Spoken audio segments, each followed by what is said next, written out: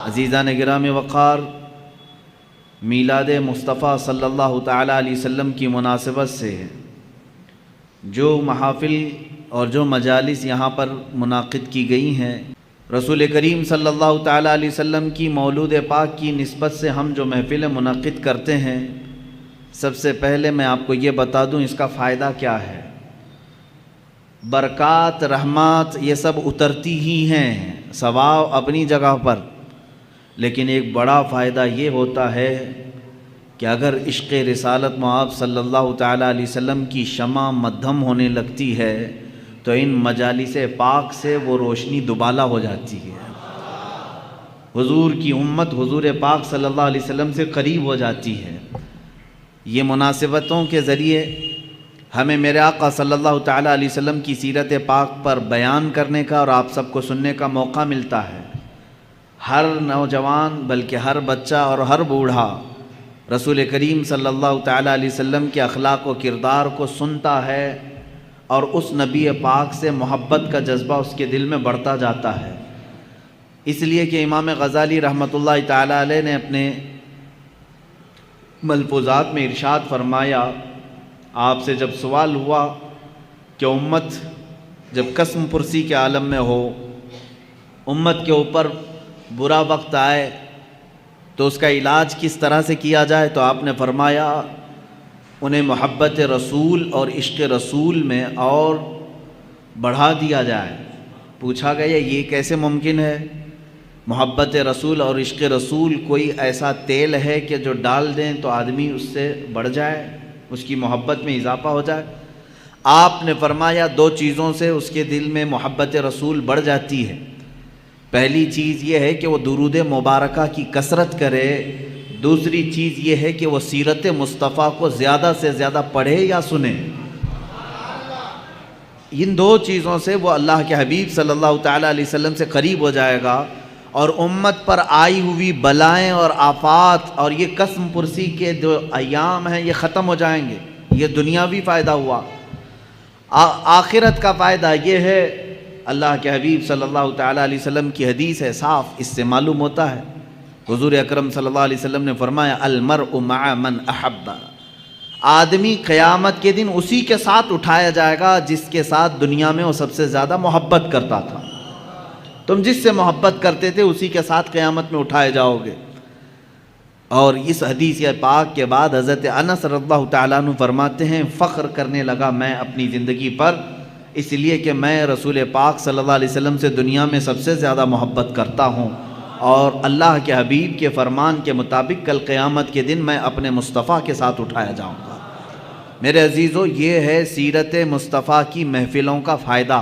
آپ اللہ کے رسول سے قریب ہوں گے، محبت میں اضافہ ہوگا، اور قیامت کے دن بھی حشر کس کے ساتھ ہوگا؟ مصطفیٰ کریم صلی اللہ تعالیٰ علیہ وسلم کے ساتھ ہوگا۔ آج سے ہم مسلسل اعلان کے مطابق محافل رکھیں گے انشاءاللہ العزیز، جس میں مختلف عنوانات پر حضور پاک صلی اللہ تعالیٰ علیہ وسلم کی سیرت طیبہ پر گفتگو کرنے کی ہم سعادت حاصل کریں گے۔ آج میں سب سے پہلے اس بات کو آپ کے سامنے بتا دوں کہ آج کے عنوان کے مطابق میں نے آیت کریمہ بھی تلاوت کی ہے۔ اللہ عز و جل نے اپنے بندوں کی ہدایت کے لیے 1,24,000 یا کم و بیش انبیاء کرام علیہ السلام کو دنیا میں بھیجا۔ یہ سب کا عقیدہ ہے، نبی آئے، رسول آئے، لیکن ان 1,24,000 کم و بیش انبیاء کرام میں سب سے افضل و اعلیٰ رسول محمد صلی اللہ تعالیٰ علیہ وسلم۔ مجھے آج اسی بات پر گفتگو کرنی ہے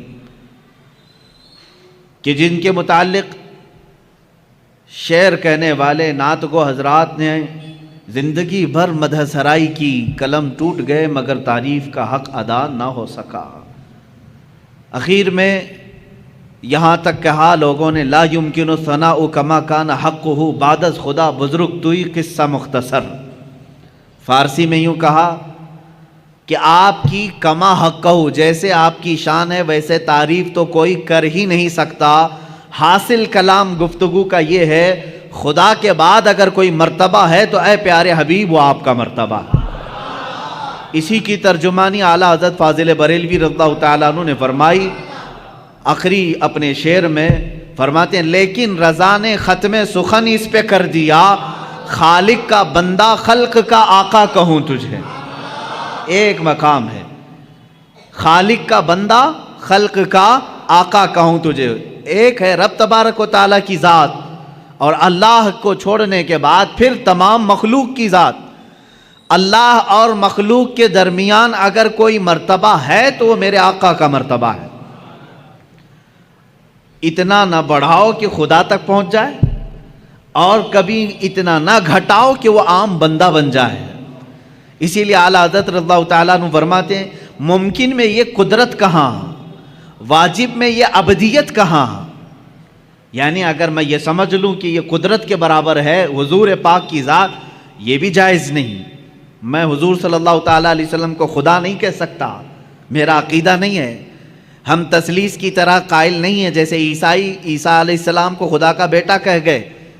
مسلمان اپنے رسول سے بے انتہا محبت کرتا ہے لیکن خدا کا درجہ نہیں دیتا۔ اعلیٰ حضرت فرماتے ہیں ممکن میں یہ قدرت کہاں، واجب میں عبدیت کہاں۔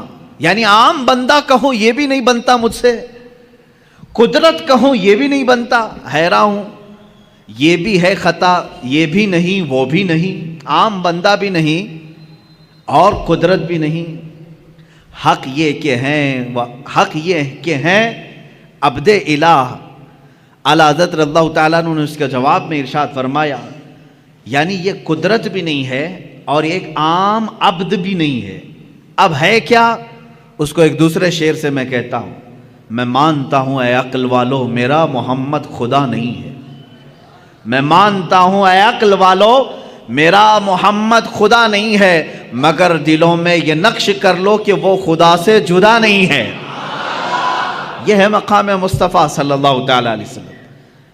ہاں، ان کی طرح نہ بنو جو کہتے ہیں وہ عام بشر ہیں، اور نہ ان کی طرح بنو کہ حضور کو وہ یہ کہتے ہیں کہ جیسے مدینے میں خدا ہو کر اتر پڑا۔ ہم نہ غلو کرنے والوں میں سے ہیں اور نہ گستاخی کر کے نیچا دکھانے والوں میں سے ہے۔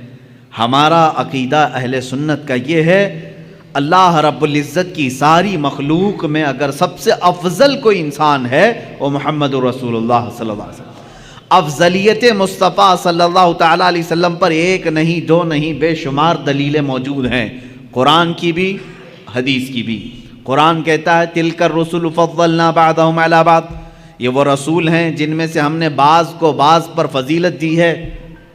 رسولوں میں بعض کو بعض پر فضیلت دی گئی ہے یا نہیں ہے؟ اللہ تعالیٰ نے چند نبیوں کا ذکر اس میں فرما دیا، جیسے اللہ تعالیٰ فرماتا ہے موسیٰ علیہ السلام سے اللہ نے بات فرمایا، ان کو کلام کرنے کا معجزہ دیا۔ وَكَلَّمَ اللَّهُ مُوسَىٰ تَكْلِيمًا، اللہ نے موسیٰ سے کلام کیا۔ عیسیٰ علیہ السلام کے متعلق فرمایا وہ روح القدس کے ذریعے سے ان کی مدد کی۔ عیسیٰ علیہ السلام کو اللہ تعالیٰ نے بعض نبیوں پر مقام بلند فرمایا۔ ابراہیم علیہ السلام کے متعلق قرآن کہتا ہے وَاتَّخَذَ اللَّهُ إِبْرَاهِيمَ خَلِيلًا، اللہ نے ابراہیم کو خلیل بنایا۔ خلیل کس کو کہتے ہیں؟ دوست کو۔ خلیل کس کو کہتے ہیں؟ دوست کو کہتے ہیں۔ اسی طرح بعض انبیاء کرام علیہ السلام کے متعلق قرآن میں آیا ہے، اور ہم جب انبیاء کے نام لیتے ہیں تو دیکھیں میں آپ کو گناتا ہوں، سیدنا آدم صفی اللہ کہتے ہیں، اللہ کے وہ صفی ہیں۔ سیدنا نوح نجی اللہ کہتے ہیں، اللہ کے وہ نجی ہیں۔ حضرت ابراہیم علیہ السلام کے نام کے ساتھ سیدنا ابراہیم خلیل اللہ، سیدنا اسماعیل ذبیح اللہ، سیدنا موسیٰ کلیم اللہ، سیدنا داؤد خلیفۃ اللہ، سیدنا عیسیٰ روح اللہ۔ اللہ کے یہ کچھ نہ کچھ ہیں، کوئی اللہ کا صفی ہے، کوئی اللہ کا نجی ہے، کوئی اللہ کا خلیل ہے، کوئی اللہ کا ذبیح ہے، کوئی اللہ کا صدیق ہے، کوئی اللہ کا خلیل ہے، کوئی اللہ کا روح ہے۔ لیکن جب میرے آقا صلی اللہ تعالیٰ علیہ وسلم کے لیے اللہ نے فرمایا تو کیا فرمایا؟ محمد صلی اللہ تعالیٰ علیہ وسلم حبیب اللہ۔ یہ کیا ہیں؟ اللہ کے حبیب۔ ایک ورڈ ایسا ہے حبیب کا جو کسی دوسرے نبی کے لیے نہیں آیا۔ حبیب کسے کہتے ہیں؟ خلیل دوست ہو گیا، صفی چنا ہوا، نجی شرافت میں ہے، اور دیگر انبیاء کی جو صفات ہیں وہ اپنی جگہ پر ہے۔ حبیب کہتے ہیں محبت کا وہ درجہ جس کو اعلیٰ حضرت رحمۃ اللہ تعالیٰ علیہ نے اپنے شعر میں یوں فرمایا، میں تو مالک ہی کہوں گا کہ ہو مالک کے حبیب، میں تو مالک ہی کہوں گا آپ کو یا رسول اللہ، میں تو آپ کو مالک ہی کہوں گا کہ ہو آپ مالک کے حبیب۔ کیونکہ جو حبیب ہوتا ہے اور جو محب ہوتا ہے دونوں کے درمیان کیا معاملہ ہوتا ہے؟ مثال کے طور پر میں اگر کسی سے محبت کر رہا ہوں تو محبت کا تقاضا یہ ہے کہ یہ میرا موبائل ہے، یہ میرا ہے، لیکن جب میرا حبیب سامنے ہوگا تب میں یہ نہیں کہوں گا یہ میرا ہے۔ یہاں میرا تیرا نہیں ہوتا، جو میرا ہے وہ اس کا ہے، جو اس کا ہے وہ میرا ہے۔ حبیب میں یہ نسبت ہوتی ہے، خلیل میں نہیں، صدیق میں نہیں، حبیب میں یہ نسبت ہوتی ہے، جو میرا ہے وہ میرے حبیب کا ہے، اور جو حبیب کا ہے وہ میرا ہے۔ اب اعلیٰ حضرت کا شعر پڑھو تو سمجھ میں بھی آئے اور مزہ بھی آئے۔ فرماتے ہیں میں تو مالک ہی کہوں گا یا رسول اللہ کہ ہو آپ مالک کے حبیب، یعنی محبوب و محب میں نہیں میرا تیرا، محبوب و محب میں نہیں میرا تیرا، اس میں میرا تیرا نہیں ہوتا۔ تو جہاں حبیب کی بات آتی ہے وہاں میرا اور تیرا نہیں ہوتا۔ عزیزان گرامی وقار، حضور پاک صلی اللہ تعالیٰ علیہ وسلم کی افضلیت اس سے ہے کہ آپ کو صرف مخلوق میں یعنی عام انسانوں میں افضل اللہ نے نہیں بنایا، بلکہ انبیاء کرام علیہ السلام میں بھی افضل بنایا۔ اتنا ہی نہیں بلکہ رسول اعظام اور فرشتگان جو اللہ کے مقرب فرشتے ہیں ان سے بھی افضل بنایا۔ حضور صلی اللہ تعالیٰ علیہ وسلم کو ان سے بھی افضل بنایا۔ یہ باقی رہے مخلوقات، جنات ہوں، حیوانات ہوں، یہ تمام چیزیں اپنی جگہ پر، لیکن اللہ کے جو مقرب فرشتے ہیں، جو حاملان عرش ہیں، اللہ کے عرش کو اٹھائے ہوئے ہیں، جو نبیوں تک پیغام لانے والے ہیں، جو پورے کائنات کے لیے آسمان سے بارشیں برسانے اور پانی پہنچانے کا نظام سنبھالتے، ان تمام ملائکہ سے اللہ تعالیٰ نے اپنے نبی کو مکرم بنایا، معظم پیدا فرمایا، افضل بنایا ہے۔ اس کی کئی دلیلیں اور کئی مثالیں میں آپ کو بتا دوں۔ حضور پاک صلی اللہ تعالیٰ علیہ وسلم کی افضلیت دیکھیں، اعلیٰ حضرت رحمۃ اللہ تعالیٰ علیہ کے اشعار یہاں پر ہمیں بار بار یاد آتے ہیں۔ وہ جہنم میں گیا جو ان سے مستغنی ہوا۔ مستغنی کہتے ہیں جو یہ کہے نہیں مجھے رسول کی کوئی ضرورت نہیں، مستغنی کہتے ہیں اس کو، کہتے ہیں جو یہ کہے بے نیاز ہوں میں۔ وہ جہنم میں گیا جو ان سے مستغنی ہوا، ہے خلیل اللہ کو حاجت رسول اللہ کی۔ انبیاء کرام علیہ السلام کو رسول اللہ کی حاجت رہی ہے۔ کیسے؟ اب شروع سے چلتا ہوں میں۔ سب سے پہلے انسان، سب سے پہلے نبی، سب سے پہلے رسول آدم علیہ الصلاۃ والتسلیم ہے۔ جب آدم علیہ الصلاۃ والتسلیم کی پیدائش ہوئی، ولادت ہوئی، تو جانتے ہیں آپ ولادت کے احوال اور قوائف پڑھیں تو تفاسیر میں یہ بات ملتی ہے کہ زمین سے مختلف علاقوں کی مٹی لائی گئی، فرشتوں نے لا کر کے گوندھا، جنت کے پانی سے اسے گوندھا گیا، اور اس کے بعد ایک شکل بنائی گئی۔ شکل بنانے کے بعد یہ تو جسم کی شکل ہوئی، اللہ رب العزت نے اب اس میں روح ڈالنی تھی۔ روح کیا چیز ہے؟ قرآن میں اللہ تعالیٰ نے فرمایا روح جو ہے یہ اللہ کا نور ہے، اللہ کا امر ہے۔ یسألونک عن الروح قل الروح من امر ربی، اللہ نے فرمایا کہ روح جو ہے اللہ کا حکم ہے یا اللہ کا نور ہے۔ نور جب یہ جسم میں ڈالنا ہوا، کس میں؟ آدم علیہ السلام کے جسم پاک میں، جس کو فرشتوں نے گوندھا تھا مٹی سے اور پانی سے، اور اس کو آگ سے تپا کر کے گرم کیا گیا تھا، 4 عناصر اس کے اندر رکھے گئے تھے۔ اب آدم علیہ السلام کے روح ڈالنی تھی جسم کے اندر، تو بزرگان دین نے لکھا ہے کہ روح کو ڈالا گیا، روح باہر آ گئی، کیونکہ روح نور ہے اور جسم مٹی سے بنا ہوا اندھیرا ہے۔ اندھیرا اور نور ایک جگہ جمع نہیں ہوتے، نور آیا تو اندھیرا نہیں ہوگا، اور اندھیرا ہے تو اس کا مطلب نور نہیں ہے۔ روح کا اور جسم کا ملاپ کیسے ہو؟ روح باہر آئی، پھر ڈالا گیا وہ باہر آئی، روح کہنے لگی کہ مولا اس میں گھبراہٹ ہے، اندھیرا ہے، روح کو اس میں قرار پانا ہے۔ بزرگان دین ائمہ تفاسیر نے لکھا ہے کہ اللہ تعالیٰ نے روح کو اس کے اندر قرار رکھنے کے لیے آدم علیہ السلام کی پیشانی میں نور محمدی کو رکھا، مصطفیٰ کریم صلی اللہ تعالیٰ علیہ وسلم کے نور پاک کو رکھا، اور پھر روح کو ڈالا گیا۔ آدم علیہ السلام کے جسم پاک میں روح آئی، آپ کو پہلی مرتبہ ایک چھینک آئی اور آپ نے الحمدللہ کہا، یہاں سے ہے انسان کے سانس لینے کی ابتدا۔ میرے عزیزو، کائنات پہ سب سے پہلا انسان جو روح والا بنا اور سانس لینے کے قابل بنا، تو میں یہ کہتا ہوں کہ وہ نور محمدی کے صدقے میں سانس لیا ہے۔ سانس لیا ہے کس کی بدولت؟ نور محمدی کے بدولت۔ مصطفیٰ کریم صلی اللہ تعالیٰ علیہ وسلم کا نور پاک آدم علیہ السلام کی پیشانی میں رکھا گیا۔ اب یہ نور جو ہے منتقل ہوتے ہوئے میرے آقا صلی اللہ علیہ وسلم کے والد ماجد تک آیا ہے۔ انشاءاللہ العزیز جب موقع آئے میلاد پاک کا، میں اس نور کے منتقل ہونے کی کیفیت کو بھی عرض کروں گا۔ آدم علیہ الصلوۃ والتسلیم کی بیداری کس کی بدولت؟ نور محمدی کی بدولت۔ جب آپ بیدار ہوئے، اتنا ہی نہیں، جلوہ محمدی کو کہاں کہاں دیکھو، جہاں دیکھا وہاں پایا۔ آدم علیہ السلام جب بیدار ہوئے، فرشتوں کو حکم ہوا کہ انہیں سجدہ کرو، فرشتے سجدہ کیے، ابلیس انکار کیا، مردود ہوا، اور اس کے بعد آدم علیہ الصلوۃ والتسلیم کو جنت میں ٹھہرایا گیا۔ آدم علیہ السلام جنت کے ہر دروازے کو دیکھتے، ہر دیوار کو دیکھتے، فرماتے ہیں ہر دروازے پر، ہر دیوار پر لکھا ہوا تھا لا الہ الا اللہ احمد رسول اللہ۔ آسمانوں میں میرے نبی کا نام کیا ہے؟ احمد ہے، زمینوں میں میرے آقا کا نام محمد ہے۔ عزیزان گرامی، آدم علیہ السلام نے جگہ جگہ پر کیا نام دیکھا؟ حضور پاک صلی اللہ علیہ وسلم کا نام رب ذوالجلال کے نام کے ساتھ۔ اب سنیے، یہ خیال آپ کے دل میں تھا، سوال بھی کیا آپ نے مولا سے، اے رب ذوالجلال، تیرے نام کے ساتھ یہ ایک دوسرا نام کس کا ہے؟ اللہ رب العزت نے فرمایا وہ میرے حبیب کا نام ہے۔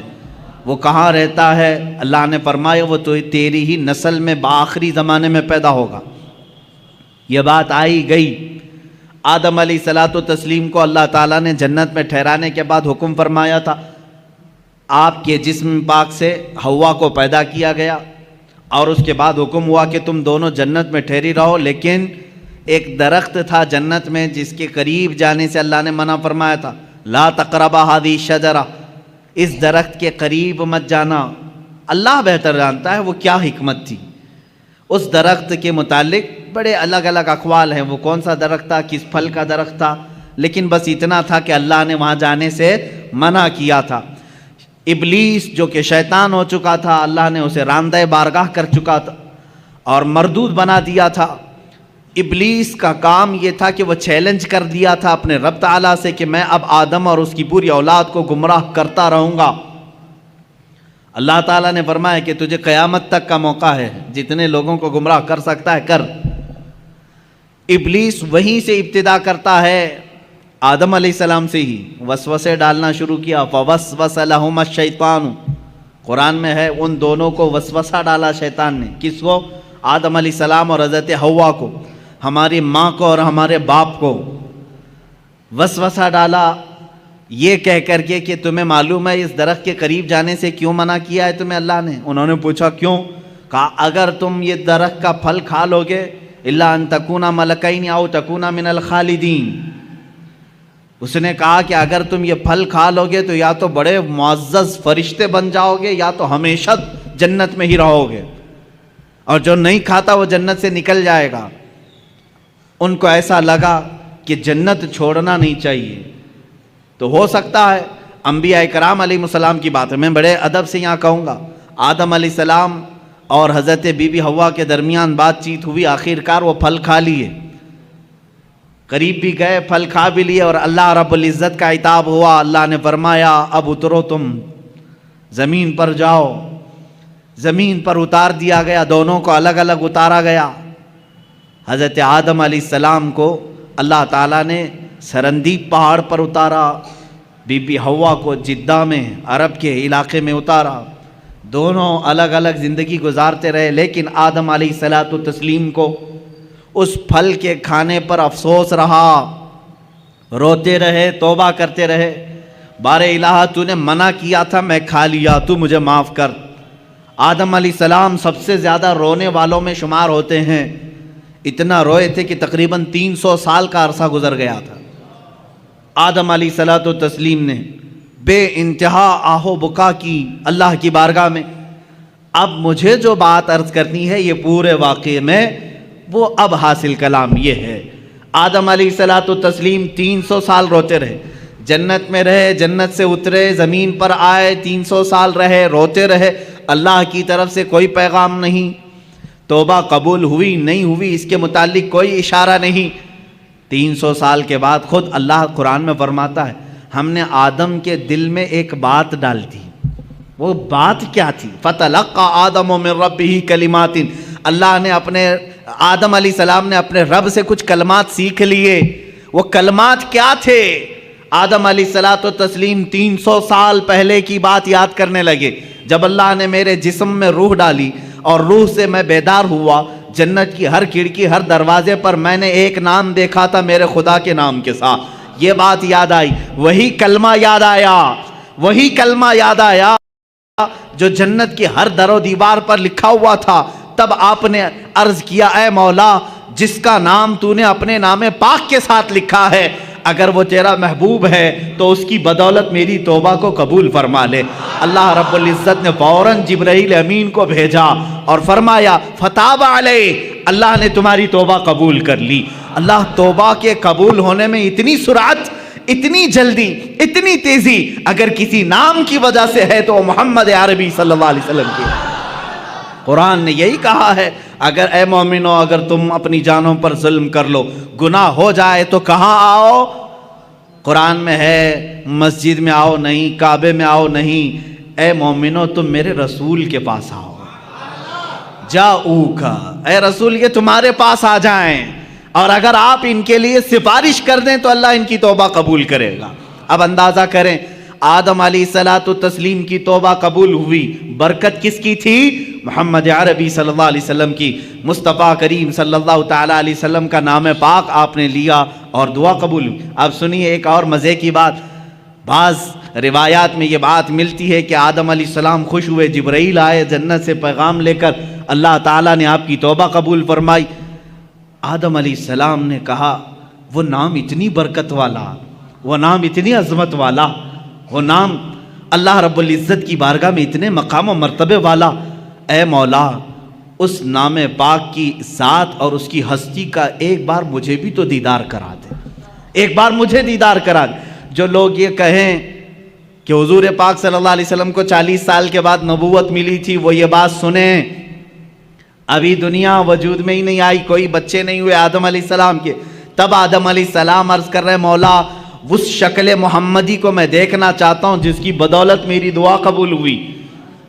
اللہ تبارک و تعالیٰ نے آدم علیہ السلام سے فرمایا کہ تم اپنے دونوں انگوٹھوں کے ناخنوں میں دیکھو، یہ بیان کیا ہے کہ دونوں انگوٹھوں کے ناخنوں میں آپ نے دیکھا حضور پاک صلی اللہ تعالیٰ علیہ وسلم کا نور پاک ان کے انگوٹھوں میں رکھا گیا۔ آدم علیہ السلام نے بڑھ کر کے اس کو چوما اور اپنی آنکھوں سے لگا لیا۔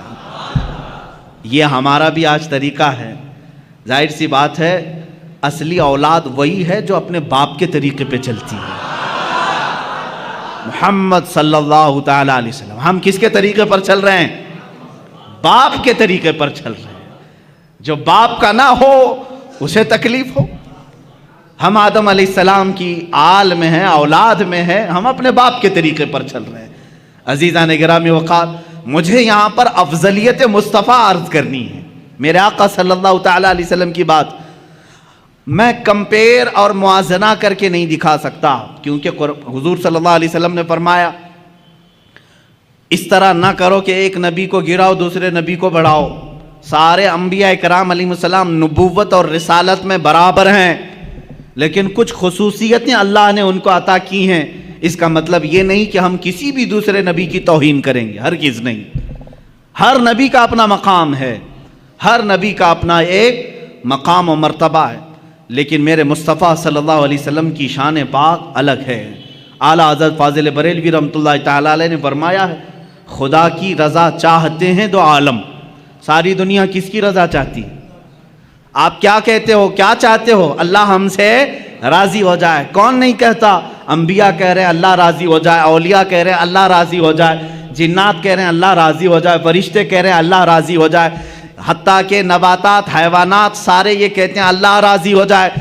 خدا کی رضا چاہتے ہیں دو عالم، خدا چاہتا ہے رضائے محمد۔ یہ ہے میرے آقا کا مقام، خدا چاہتا ہے رضائے محمد۔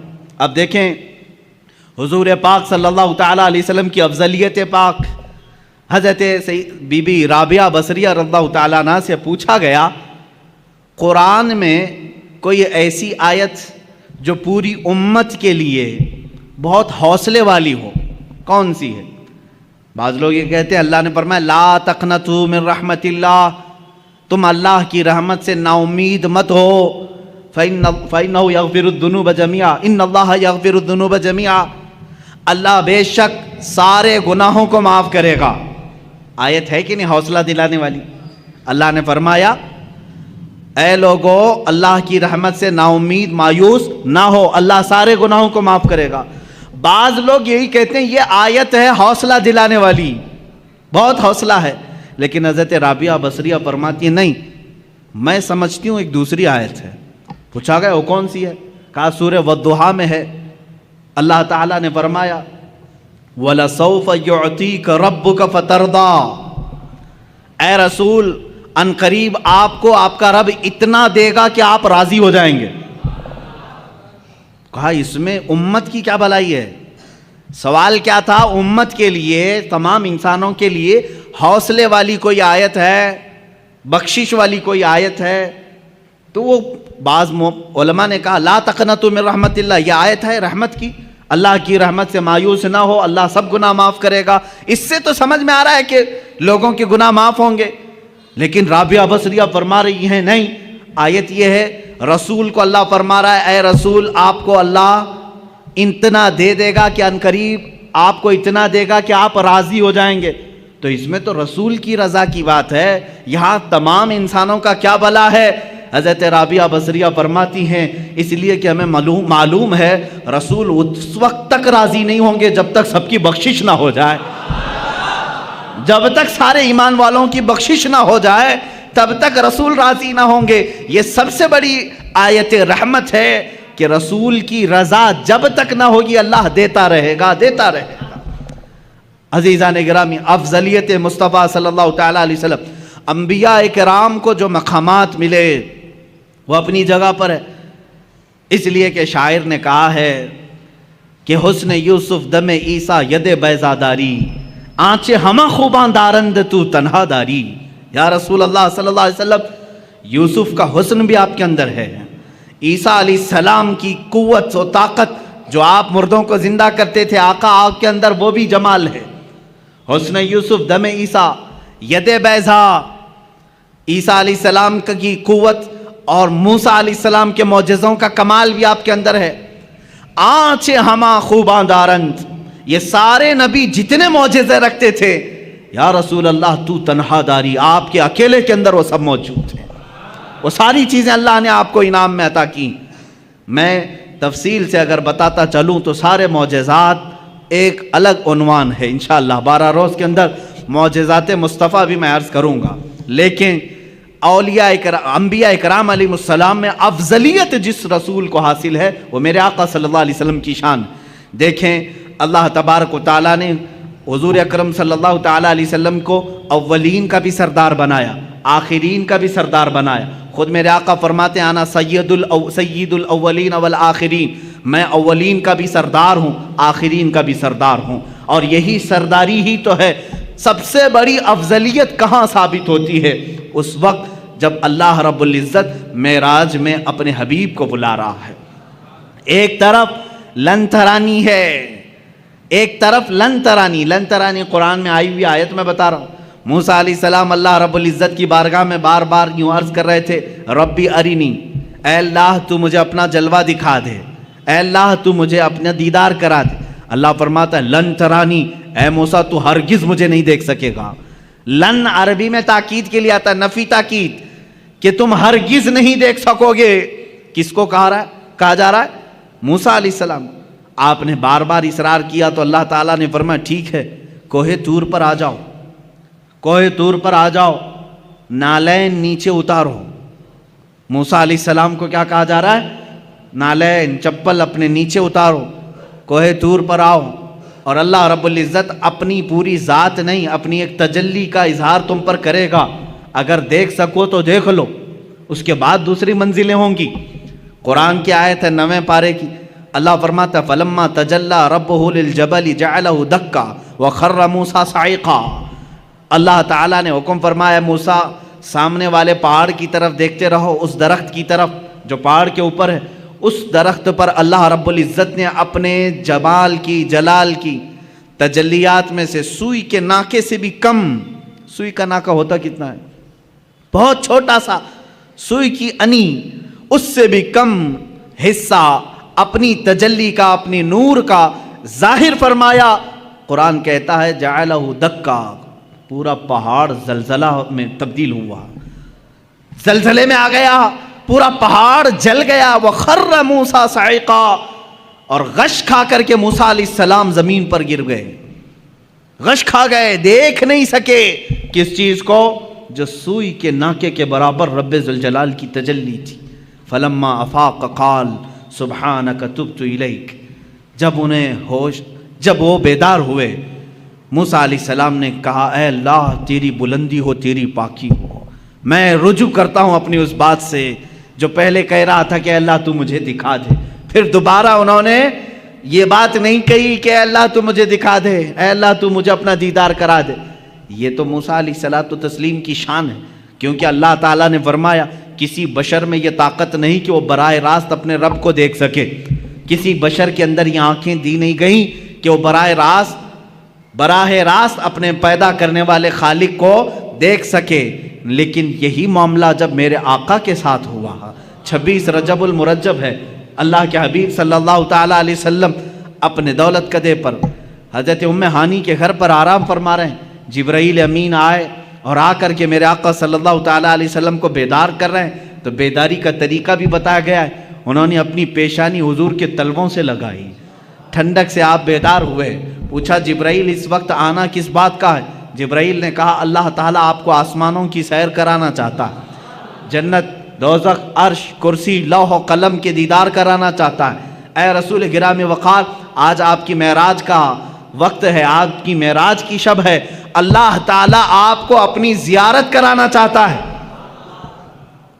حضرت جبرائیل امین نے جب یہ کہا, حضور اکرم صلی اللہ تعالیٰ علیہ وسلم اٹھے, بیدار ہوئے اور وہاں سے مسجد حرم شریف تشریف لے گئے.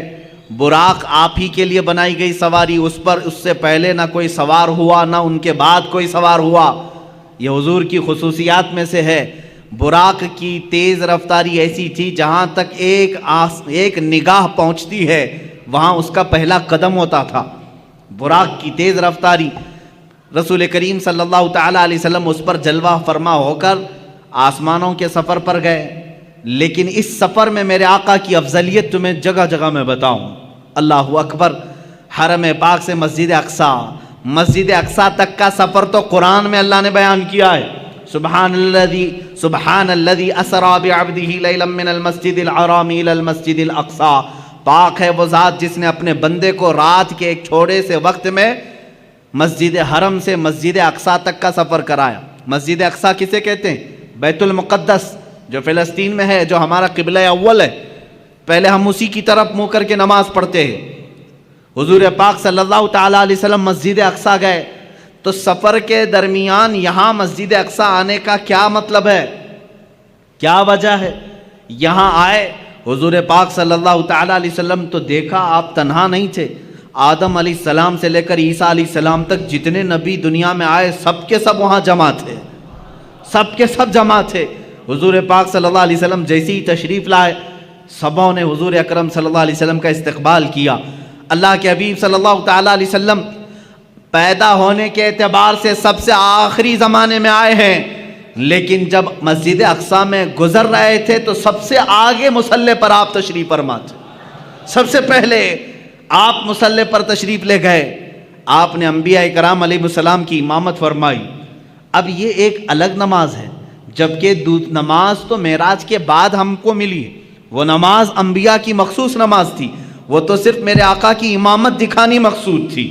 اس نماز کو نہ میں جمعہ سے تشبیہ دے سکتا ہوں، نہ عید سے تشبیہ دے سکتا ہوں، اس لیے کہ نہ دنیا میں ایسی کوئی نماز ہوئی ہے نہ ہوگی جس کا امام سید الانبیاء اور مقتدی سارے رسول، سارے انبیاء. ایسی نماز کہاں؟ وہ خود اپنی اپنی شریعتوں کے مالک، اپنی اپنی امتوں کے آقا، لیکن آج میرے نبی کی اقتداء میں مقتدی بنے ہوئے تھے. لیکن اس نماز کا ایک الگ حال ہے.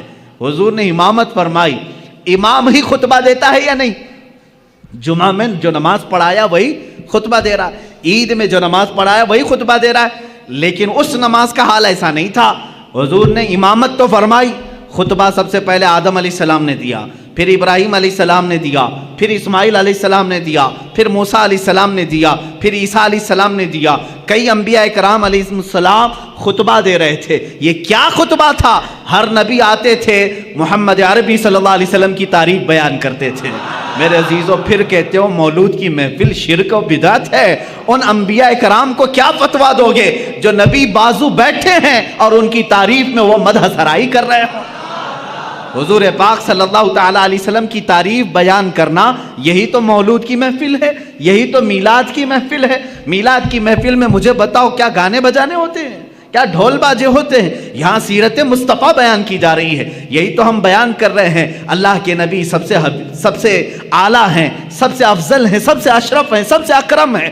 حضور کی تعریف بیان کرنا یہ تو معراج کے سفر میں انبیاء کی بھی سنت ہے. مسجد اقصی میں سارے نبیوں نے خطبہ دیا. وہ کتنا وقت لگا ہوگا اللہ ہی بہتر جانے، اللہ ہی بہتر جانے. نبیوں کی طاقت و قوت اپنی جگہ پر، اس کو آپ گیس نہیں کر سکو گے. اللہ نے نبیوں کو کیا طاقت دی ہے، کون سی قوت ہے. یہاں لوگ حضور کی طاقت ناپنے کی کوشش کر رہے ہیں، دوسرے نبیوں کی طاقت ان کا اندازہ نہیں کر سکو گے. نماز ادھر پڑھائی، جلسہ ختم ہوا، حضور پاک صلی اللہ علیہ وسلم پھر سفر پر روانہ ہوئے. کہاں؟ اب آسمانوں کا سفر تھا. جبکہ فرمایا گیا ہے آسمانوں کا سفر براق پر، اور وہ بھی تیز رفتار براق. لیکن حدیث میں یہ ملتا ہے میرے آقا صلی اللہ تعالیٰ علیہ وسلم پہلے آسمان پر جب پہنچے، دروازہ کھٹکھٹایا گیا. آسمان کا دروازہ ہے، یہ اللہ بہتر جانے. فرشتوں نے دروازہ کھولا، اور جیسی پہلے آسمان پر آپ گئے، میرے آقا فرماتے میں نے آدم علیہ السلام سے ملاقات کی. کس سے؟ آدم علیہ السلام سے ملاقات کی. آدم علیہ السلام وہاں استقبال کے لیے تھے. ہر آسمان پر اللہ کے نبی صلی اللہ علیہ وسلم نے ایک ایک نبی سے ملاقات کی.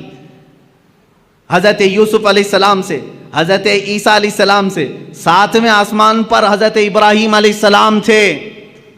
یہ ہر آسمان پر ایک ایک نبی سے ملاقات کی، اور ان نبیوں نے وہاں میرے آقا کا استقبال کیا. کہیں دہن کے گھوڑے دوڑاؤ تو ادھر کے ادھر ہو جاؤ گے، خیالات اور اپنی عقل کو دوڑاؤ گے تو ادھر کے ادھر ہو جاؤ گے. مولانا ابھی تو آپ کہہ رہے تھے رسول سارے نبیوں کی امامت کر رہے تھے، اور ابھی آپ کہہ رہے ہیں کہ وہ آسمانوں پر مل رہے تھے. بات تو ہے نا؟ ہاں، تو مجھے تو ظاہر واضح کرنا ہی پڑے گا. ہاں یقیناً مسجد اقصی میں امامت میرے آقا کر رہے تھے، نبی اقتداء کر رہے تھے، اور آسمانوں میں بھی انبیاء پہنچے تھے. حضور پاک صلی اللہ تعالیٰ. اب یہاں کہیں ایسی تو بات نہیں کہ حضور کی رفتار دھیمی ہے اور دوسرے نبیوں کی رفتار اور تیز ہے، وہ پہلے پہنچے ہوئے حضور سے. یہ خیال آئے گا، کوئی یہ سوال کرے گا دوسرے رسول تو میرے نبی سے پہلے پہنچ گئے تھے آسمانوں پر، حضور تو بعد میں آئے. میرے عزیز، یہ سفر کو تمہیں سمجھنا ہوگا. یہ سفر عام سفر نہیں ہے، عام سفر نہیں ہے. یہ سفر ایسا ہی ہے جیسا کوئی دولہا اپنے گھر سے نکلتا ہے. دولہا جب اپنے گھر سے نکلتا ہے، کیونکہ ہم نے شروع سے دیکھا ہے اس سفر کو. دیکھتے ہیں آپ، جیسے ہی آپ دولہا بنے، ہمارے ہاں گھوڑوں اور گھوڑیوں کا رواج تو ہے نہیں. یو پی وغیرہ میں آپ جائیں گے تو آج بھی دولہے گھوڑی پر بیٹھتے ہیں سنور کر کے. ہاں، آپ وہ گھوڑی پر بیٹھتے ہیں اور آپ یہاں گاڑی پر بیٹھتے ہیں. بات ایک ہی ہے. جیسے ہی دولہا سج کر سنور کر تیار ہو کر گھر سے نکلتا ہے، ماں باپ ہوتے ہیں، رشتہ دار ہوتے ہیں، کھڑے رہتے ہیں، بھائی بہن، گھر سے جب دولہا رخصت ہو رہا ہوتا ہے، گاڑی میں بٹھانے سے پہلے اس کا صدقہ اتارا جاتا ہے، اور جب دولہا بہت خوبصورت لگتا ہے، ماں کہتی ہے سبحان اللہ، باپ کہتا ہے سبحان اللہ، بھائی کہتے ہیں سبحان اللہ، کہنا بھی چاہیے، اللہ اس کو نظر سے محفوظ رکھے۔ دولہے کو دیکھ کر کہتے ہیں سبحان اللہ، بہت اچھا لگ رہا ہے، ماشاء اللہ بہت اچھا لگ رہا ہے، کہتے ہیں۔ اب میرے عزیز، اس سفر کے شروعات میں دولہا جب تیار ہوتا ہے تو رشتہ دار اس کو سبحان اللہ کہتے ہیں، لیکن جب میرے آقا صلی اللہ تعالیٰ علیہ وسلم اپنے گھر سے اٹھائے گئے اور مسجد حرم میں آپ کا سینہ پاک دھویا گیا اور آپ کو سواری پر بٹھایا گیا، اب یہاں نہ کوئی رشتہ دار ہے، میرے آقا صلی اللہ علیہ وسلم تو یتیم تھے، والد بھی نہیں اور والدہ بھی نہیں تھی، اور آپ کے بھائی نہیں تھے، بہنیں نہیں تھیں، اب یہاں اس دولہے کو کون کہے، سواری پر بیٹھا ہے۔ تب ہم نے قرآن کے 15ویں پارے کو پڑھا، اللہ فرما رہا ہے سبحان الذی اسریٰ بعبدہ، یہ پارہ ہی یہاں سے شروع ہوتا ہے، کوئی اور نہیں کہے گا، محبوب تمہارا خدا کہے گا سبحان اللہ، پاک ہے وہ ذات جس نے تمہیں سوار کرایا ہے۔ یہ اور شان ہے میرے مصطفیٰ کی، ہم گاڑی پر گھوڑے پر بیٹھیں، رشتہ دار سبحان اللہ کہیں، میرا نبی اگر سواری پر بیٹھے تو اللہ سبحان کہے، ان کا خالق خود کہے سبحان سبحان الذی۔ یہ سفر جو ہے باراتی اور دولہوں کا ہے، کبھی آپ نہیں دیکھتے کہ یہاں پر بھائی بہن سب تو دیکھ رہے تھے گاڑی پر بیٹھنے کے بعد، لیکن جب دولہا حال میں پہنچا ہے تو وہاں دیکھا یہی بھائی یہی بہنیں سب پہلے سے پہنچے ہوئے ہیں، کیوں؟ اس لیے کہ دولہے کا استقبال کرنا ہے، یہ سفر دولہے کا استقبالی سفر ہے۔ یہی میرے عزیزو، جب میرے آقا معراج کے سفر میں تھے، یہاں امامت تو کی مسجد اقصیٰ میں، خطبے تو سب کے سنے، لیکن جب آسمانوں پر پہنچنا تھا تو حضور کا جو گھوڑا تھا براق ہے، وہ دھیمی رفتار سے چل رہا تھا جیسے دولہے کی سواری چلتی ہے، اور انبیاء پہلے سے پہنچے ہوئے تھے، اس لیے نہیں کہ وہ نبی سے زیادہ رفتار رکھتے ہیں، اس لیے پہنچے تھے کہ دولہے کا انہیں استقبال کرنا تھا۔ یہ سفر کی حکمت ہے، میرے آقا صلی اللہ تعالیٰ علیہ وسلم کی یہ شان، آپ کی افضلیت ہر نبی نے تسلیم کی، قرآن نے خود ان نبیوں سے وعدہ لیا ہے۔ عزیزان گرامی وقار، اسی سفر میں آپ کو یہ بھی بتا دوں، اللہ کے حبیب صلی اللہ تعالیٰ علیہ وسلم آسمانوں کا سفر کیے، جنت آپ کو دکھائی گئی، دوزخ کے نظارے کروائے گئے، اور اس کے بعد ایک مقام ایسا آیا سدرہ کے بعد، جبرائیل امین نے کہا اب جائیں، آپ کا سفر ہے، جہاں سے جبرائیل کا بھی سفر نہیں تھا۔ رسول کریم صلی اللہ علیہ وسلم وہ پہلے شخص ہیں جنہوں نے سدرہ کے آگے کا سفر کیا۔ حضور پاک صلی اللہ تعالیٰ علیہ وسلم جس جگہ گئے اس کو کہتے ہیں لامکان۔ لامکان کا مطلب ہے جس جگہ کا کوئی نام ہی نہیں، تم نام نہیں رکھ سکتے اس کا۔ جنت کا ایک نام ہے، دوزخ کا ایک نام ہے، عرش کا ایک نام ہے، کرسی ایک نام ہے۔ حضور نے اس جگہ کا سفر کیا جس کو لامکان کہتے ہیں، اس کا نام ہی نہیں، اب ہم نام نہیں رکھ سکتے اس جگہ کا، وہ کہاں ہے یہ وہی جانے جو سفر کیا ہو یا جس نے سفر کرایا ہو۔ اللہ رب العزت نے اپنے قرب کی منزلوں سے آپ کو ہمکنار فرمائے، یہاں تک کہ میرے آقا صلی اللہ تعالیٰ علیہ وسلم معراج کی شب ارشاد فرماتے ہیں میں نے اپنے ماتھے کی آنکھوں سے اپنے رب کی تجلیات کو دیکھا، اللہ رب العزت کی ذات کو دیکھا۔ کیسے دیکھا؟ دور سے دیکھا، بلکہ قرآن کہتا ہے فَكَانَ قَابَ قَوْسَيْنِ أَوْ أَدْنَىٰ، یہ سورہ نجم کی آیتیں، کان قاب قوسین او ادنا، قوسین کہتے ہیں تیر، معلوم ہے بان اور تیر جو یہاں پر ہوتی ہے، فرمایا قرآن نے دو کمان کے اندر تیر رکھ کر کے مارتے ہیں نا، دو کمانوں سے کم کا فاصلہ تھا، اتنے قریب میرا حبیب آیا۔ اور کیسے دیکھا؟ موسیٰ علیہ السلام نے کوہ طور پر جو دیکھا وہ بہت چھوٹی سی تجلی تھی، اور کیسے ابھی پورا دیکھ ہی نہیں پائے تھے، پلک جھپک رہے تھے، تبھی غش کھا کر گرے۔ اور اللہ کے حبیب صلی اللہ علیہ وسلم کیسے دیکھے؟ نبی سے نہیں، قرآن سے ہی پوچھیں۔ سورہ نجم میں اللہ فرماتا ہے ما زاغ البصر وما طغا، ایسا دیکھا حبیب نے کہ نہ کبھی آنکھ جھپکی نہ پلٹی، اپنے رب کو دیکھتے رہے۔ لقد رأى من آیات ربہ الکبریٰ، اپنے رب کی نشانیوں کو دیکھتے رہے جیسے پوری آنکھیں کھلی رکھ کر کے کوئی دیکھتا ہے۔ کون یہ کس نے دیکھا؟ یہ موسیٰ سے پوچھے کوئی۔ کس نے دیکھا؟ یہ موسیٰ سے پوچھے کوئی۔ آنکھ والوں کی ہمت پہ لاکھوں سلام۔ اسی لیے میرے اعلیٰ حضرت نے فرمایا ہے، اب رسول پاک صلی اللہ تعالیٰ علیہ وسلم نے ذات خداوندی کو اپنے ماتھے کی آنکھوں سے دیکھا تھا۔ اب یہاں موسیٰ علیہ السلام کے دربار میں میں پھر آتا ہوں۔ موسیٰ علیہ السلام نے بہت چھوٹی تجلی دیکھی، لیکن کمال اتنی تجلی دیکھنے کے بعد بھی یہ کمال تھا کہ روایات یہ بتاتی ہیں موسیٰ علیہ السلام کی اب آنکھ میں آنکھ ڈال کر کے کوئی دیکھ نہیں سکتا تھا، اتنا جلال تھا، اتنا جلال تھا۔ اور موسیٰ علیہ السلام فرماتے ہیں رات کے اندھیرے میں 3 میل دور، 3 میل کا مطلب وہ 4.5 کلومیٹر، 4.5 کلومیٹر دور تک اگر کسی پتھر پر کوئی کالی چیونٹی چل رہی ہو، موسیٰ علیہ السلام فرماتے ہیں میں اس کو آرام سے دیکھ سکتا ہوں۔ 3 میل دور رات کے اندھیرے میں کالی چیونٹی کسی کالے پتھر پر رینگ رہی ہو، موسیٰ علیہ السلام فرماتے ہیں میری آنکھیں اسے آرام سے دیکھ سکتی ہیں۔ یہ جلوہ تھا اس ہلکی سی تجلی کو دیکھنے کا، اس ہلکی سی تجلی کو دیکھنے کا۔ اور جس نے سراپا خدا کی ذات کو دیکھا اس کی آنکھوں کے نور کا حال کیا ہوگا۔ اسی لیے میرے اعلیٰ حضرت نے فرمایا اور کوئی غیب کیا تم سے نہاں ہو بھلا، جب نہ خدا ہی چھپا تم پہ کروڑوں درود۔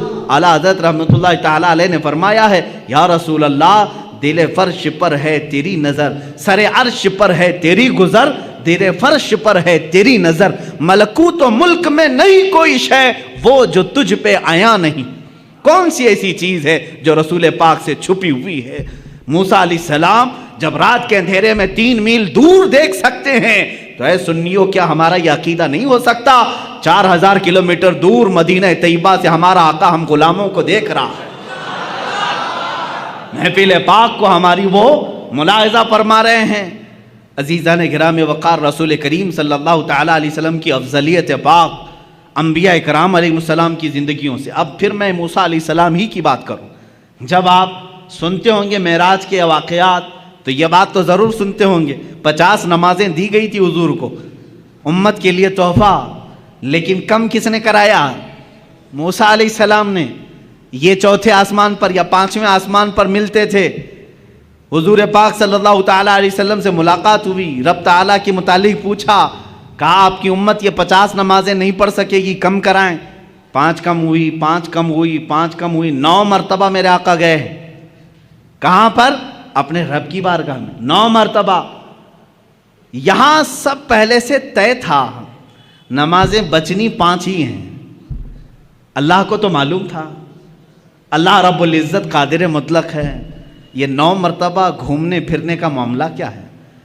اوج پر جانا میرے حضور کا ہے۔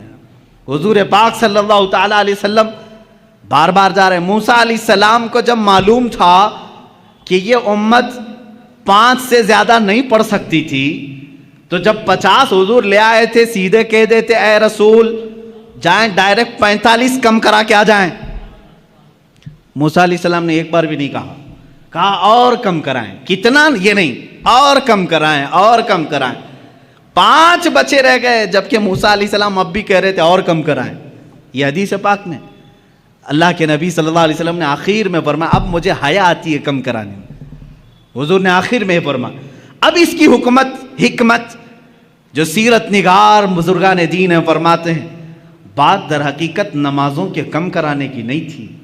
موسیٰ علیہ الصلوۃ والتسلیم جو کوہ طور پر جلوہ دیکھ نہ سکے تھے وہ نگاہ مصطفیٰ میں دیکھ رہے تھے، میرے آقا صلی اللہ تعالیٰ علیہ وسلم کی نگاہوں میں دیکھ رہے تھے۔ تازہ تازہ جلوہ ہے، ابھی رب کو دیکھ کر یہ بندہ آیا ہے، اللہ رب العزت کا خصوصی بندہ، اس کا حبیب، اس کا محبوب ابھی یہ جلوہ دیکھ کر آیا ہے۔ رب تبارک و تعالیٰ کے جلوے ان کی آنکھوں میں سمائے ہوئے تھے۔ موسیٰ علیہ السلام یہ کہتے ہیں کہ انہی جلووں کو ان آنکھوں سے دیکھ لو، پھر بھیجتے کہ تازہ پھر دیکھ کر کے آئیں گے، پھر میرے مولا کے جلوے ان کی آنکھوں میں دیکھنے کو ملیں گے۔ اسی لیے تو اعلیٰ حضرت نے فرمایا کس نے یہ دیکھا؟ موسیٰ سے پوچھے کوئی، آنکھ والوں کی ہمت پہ لاکھوں سلام۔ حضور پاک صلی اللہ تعالیٰ علیہ وسلم نے بھی موسیٰ علیہ السلام کو منع نہیں کیا، بلکہ بار بار جاتے رہے، اس لیے کہ اپنے رب کا دیدار بار بار ہوتا رہا۔ اللہ نے بھی یہ نہیں فرمایا ایک ہی ساتھ کم کر دیا جائے، اس لیے کہ میرا حبیب بار بار آتا رہے۔ یہ نمازوں کے کم کرانے کا سلسلہ تو تھا، لیکن ایک دوسرے کی محبت کا بھی معاملہ تھا۔ موسیٰ علیہ السلام جو جلوہ کوہ طور پر براہ راست نہ دیکھ سکے، لیکن دیکھے تو کس کے ذریعے سے دیکھے؟ میرے مصطفیٰ کی نگاہوں کے ذریعے سے دیکھا۔ اسی لیے اعلیٰ حضرت نے فرمایا وہ جہنم میں گیا جو ان سے مستغنی ہوا، ہے خلیل اللہ کو، میں کہتا ہوں ہے کلیم اللہ کو حاجت رسول اللہ کی، ہے کلیم اللہ کو حاجت رسول اللہ کی۔ ہر نبی کو رہی ہے میرے مصطفیٰ کی حاجت، ہر نبی کو رہی ہے میرے آقا صلی اللہ تعالیٰ علیہ وسلم کی حاجت۔ اور یہ بات آپ سنیں گے قیامت کے دن انشاءاللہ، اذهبوا الی غیری ہر نبی کہے گا، اور سارے کہیں گے ایک ہی ہے جو آج سفارش کر سکتا ہے، تمہاری بھی کرے گا اور ہماری بھی کرے گا، وہ نام ہے محمد عربی صلی اللہ علیہ وسلم کا۔ عزیزان گرامی وقار، مصطفیٰ کریم صلی اللہ تعالیٰ علیہ وسلم کی افضلیت پاک، ابراہیم علیہ السلام کو اللہ نے خلیل بنایا، لیکن اپنے نبی کو کیا بنایا؟ حبیب بنایا۔ اللہ کے رسول کیا ہیں؟ حبیب ہیں۔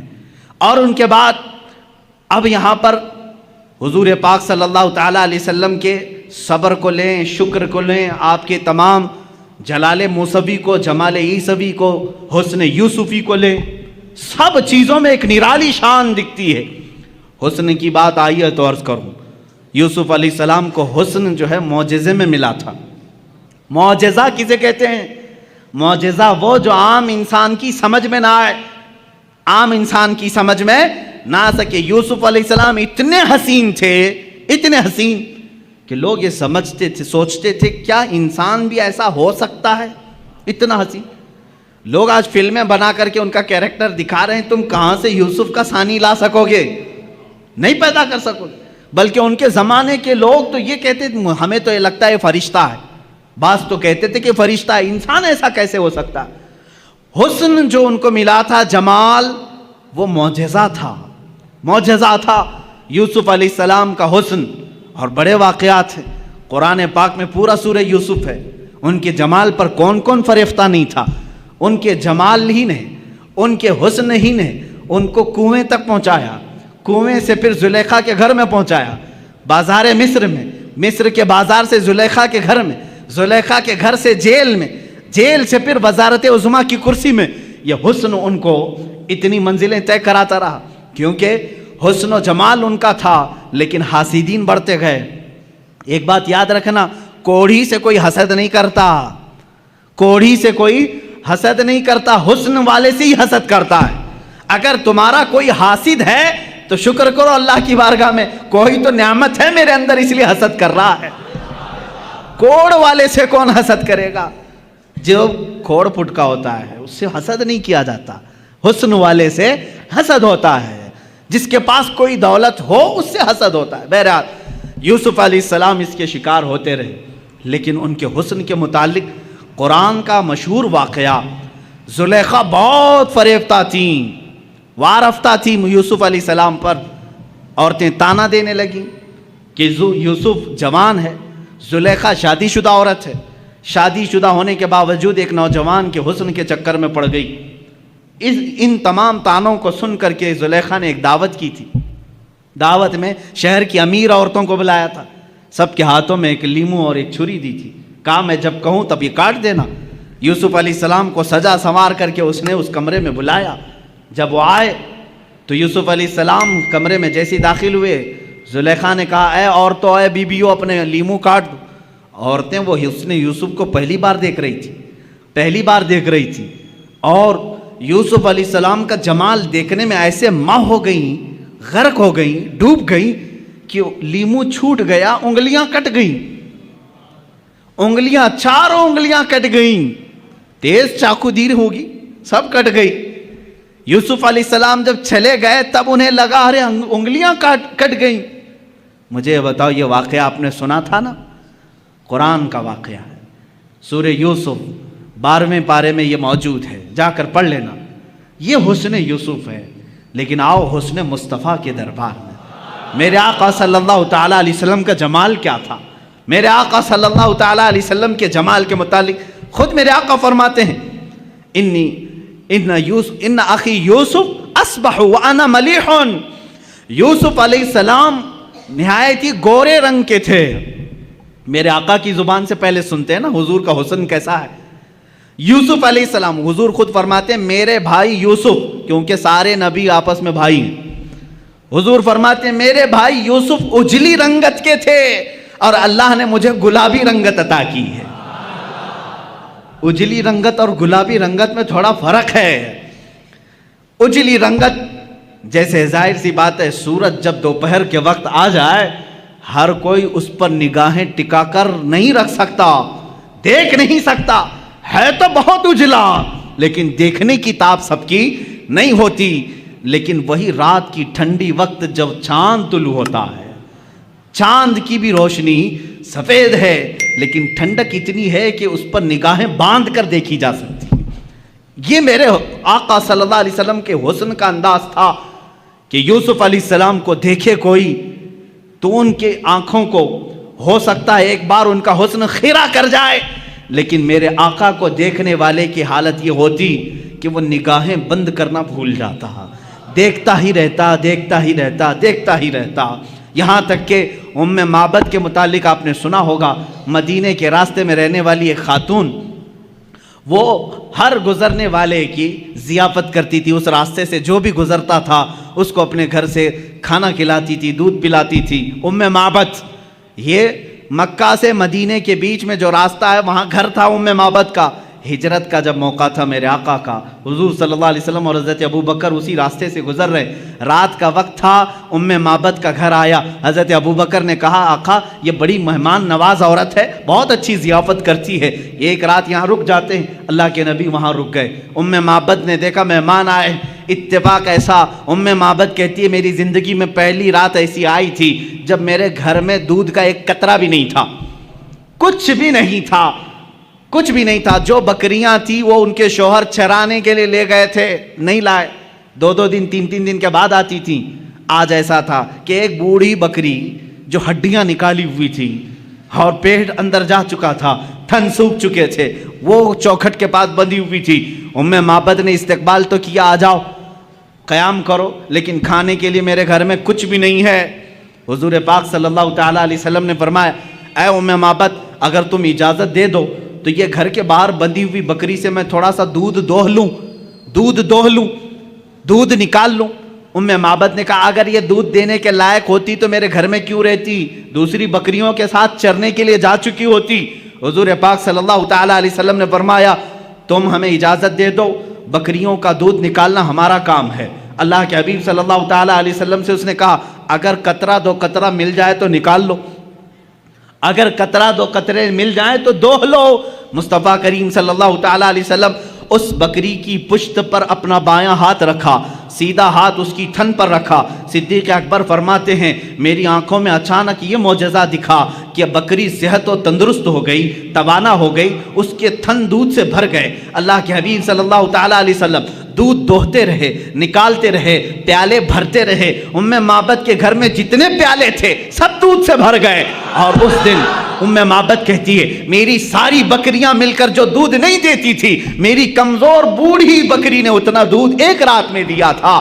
وہ دودھ خود بھی پیا، ساروں کو پلایا. بلکہ ام معبد کہتی ہیں میں نے اپنے محلے کے سارے لوگوں کو دودھ بھیجا پھر بھی میرے گھر میں بچا رہا. یہ رات کا قیام تھا میرے آقا کا. دوسری صبح ہوئی، حضور صلی اللہ تعالیٰ علیہ وسلم اپنے آگے کے سفر پر روانہ ہو گئے. لیکن ام معبد کا دیوانہ پن اب یہاں عروج پر آیا. اب یہ فریفتہ ہو چکی تھی، ایک رات کا قیام تھا میرے آقا کا. شوہر آئے، شوہر ام معبد کے آئے، کہا اے ام معبد گھر میں بھینی بھینی خوشبو کہاں سے آ رہی ہے، یہ ہلکی ہلکی روشنی کہاں سے آ رہی ہے، گھر میں کچھ تو بدلا بدلا سا دکھ رہا ہے. ام معبد نے کہا کیوں نہ بدلا بدلا دکھے، کل رات ایک عجیب سا مہمان ہمارے گھر آیا تھا، بہت عظیم مہمان تھا. اب جو مجھے عرض کرنا ہے وہ ام معبد کے الفاظ ہیں. پوچھا کون آیا تھا؟ اتفاق کی بات ہے ام معبد نے حضور کا نام ہی نہیں پوچھا تھا. کون ہیں آپ یہ پوچھا ہی نہیں تھا. وہ سب سے پوچھتی تھی لیکن حضور سے پوچھا ہی نہیں تھا، کیونکہ وہ اس وقت بڑی شرمندہ تھی کہ گھر میں کچھ نہیں ہے. اس نے تھوڑی دیر سوچا اور اپنے سے ہی نام خود بنا لیا. اپنے شوہر سے کہا کل رات جو آیا تھا اس کا نام مبارک تھا, کل جو آیا تھا اس کا نام مبارک تھا. عربی میں کہتے ہیں برکت دینے والے کو مبارک. اپنے سے نام رکھ لیا. کہا اچھا مبارک آیا تھا. شوہر نے کہا مبارک کیسا تھا؟ ام معبد نے کہا بس نہ پوچھو کیسا تھا. دور سے دیکھو تو ایسا لگتا ہے قریب ہے, قریب سے دیکھو تو ایسا لگتا ہے کہ حسن کا سارا نظام اسی چہرے میں جمع ہے. اور جب وہ بات کرے تو ان کے زبان سے مشک و عنبر کی خوشبو آئے. جب وہ مسکرائے تو دانتوں سے ایسی روشنی کہ گھر میں اجالا ہو جائے. جب وہ پانی پیے تو ایسا لگے کہ پانی اترتا ہوا گلے سے نظر آئے. اور اپنے ہاتھ کسی سے ملائے تو ایسے لگے جیسے ریشم کا کپڑا کسی میں رکھا گیا ہو.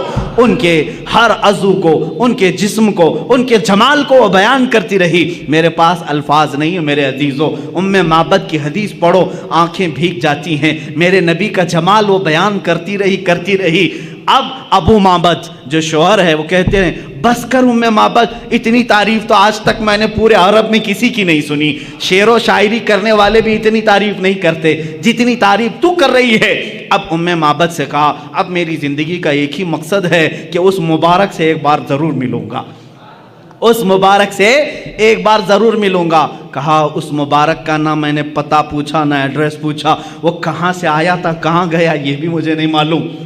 یہ دو لوگ ایسے ہیں میرے عزیزو. یہ ام معبد جو حسن و جمال کو میرے آقا کا بتا رہی ہیں. حسن یوسف الگ ہے, حسن مصطفیٰ الگ ہے. میں یہاں حسن کی بات کر رہی ہوں. اسی حسن کو تلاش کرتے کرتے وہ زندگی بیتا گئی. اللہ کی بارگاہ میں دعا کرنے لگی اے بار الہا جو مبارک آیا تھا اس تک ایک بار مجھے رسائی دے دے, کسی بھی طرح پہنچا دے. ایک بار ایسا ہوا کہ وہ بکریاں چراتے ہوئے نکلی, بکریاں بہک گئی, بھٹک گئی. ایک بکری ادھر ایک بکری ادھر, چلتی چلتی بکریاں دوڑا رہی ام معبد کو. یہ بکریاں دوڑاتی دوڑاتی مدینے تک لے آئی. شہر قریب آ گیا. اب ام معبد رونے لگی کہ اگر شہر میں گھس گئی میری بکریاں داخل ہو گئیں تو چھوٹی چھوٹی گلیاں ہیں, میں کہاں سے پکڑ پاؤں گی, کس بکری کو ڈھونڈ پاؤں گی؟ کھلے میدان میں جمع تو کر سکتی ہوں, اب گلیوں میں بکریاں گئی تو کہاں سے ڈھونڈوں گی؟ رونے لگی. لیکن مدینہ آ گیا اور بکریاں شہر میں داخل ہو گئیں, سب ادھر ایک ادھر ایک گلیوں میں. اب ام معبد کا رونا ہچکیاں بند گئی, اب رونے لگی. ایک بات میں آپ کو بتا دوں کہ حضور کا دیدار اسی وقت ہوتا ہے جب کسی کا دل روتا ہے, جب کسی کا دل رونے لگتا ہے وہ مصطفیٰ کا دیدار ہو جاتا ہے. اسی لیے کہا ہے محمد کو ہم غم گساروں میں ڈھونڈو, محمد کو ہم غریبوں میں ڈھونڈو. عزیزان گرامی ام معبد رونے لگی. اتفاق کی بات ہے کہ حضرت ابوبکر صدیق کا گزر وہاں سے ہو رہا تھا. حضرت ابوبکر نے دیکھا اور پہچان لیا یہ ہماری مہمانی کرنے والی وہی خاتون ہے جو مکہ سے مدینہ آنے کے وقت بیچ راستے میں تھی. دیکھا آپ نے پہچان لیا. پوچھا ام معبد یہاں کیسے؟ وہ بھی چونک گئی. ارے تو وہی مبارک کے ساتھ آنے والا ساتھی تھا, تو یہاں کیسے؟ کہا میں تو یہیں رہتا ہوں. ام معبد نے کہا وہ مبارک کہاں ہے, وہ مبارک کہاں ہے؟ حضرت ابوبکر نے کہا کون مبارک, کون سے مبارک کی بات کر رہی؟ کہا وہی مبارک جو تیرے ساتھ آیا تھا, ایک رات میرے گھر قیام کیا, ایک رات میرے گھر قیام کیا تھا. صدیق اکبر مسکرائے, کہا اچھا تم نے ان کا نام مبارک رکھا, اللہ نے تو ان کا نام محمد رکھا ہے, وہ محمد ہیں. حضرت ابوبکر صدیق ام معبد کو لے کر کے بارگاہ مصطفیٰ میں پہنچے. اللہ کے نبی صلی اللہ تعالیٰ علیہ وسلم کو جیسے ہی وہ اپنے آنکھوں سے دیکھنے لگی پھوٹ پھوٹ کر کے رونا شروع کیا. کہا اے اللہ اب میری ساری بکریاں ختم ہو جائیں, اس لیے کہ میری زندگی کا مقصد مجھے مل گیا, اس چہرے پاک کو دیکھنا میرا مقصد تھا. اللہ کے نبی صلی اللہ تعالیٰ علیہ وسلم نے بے حساب اس خاتون کو عطا کیا.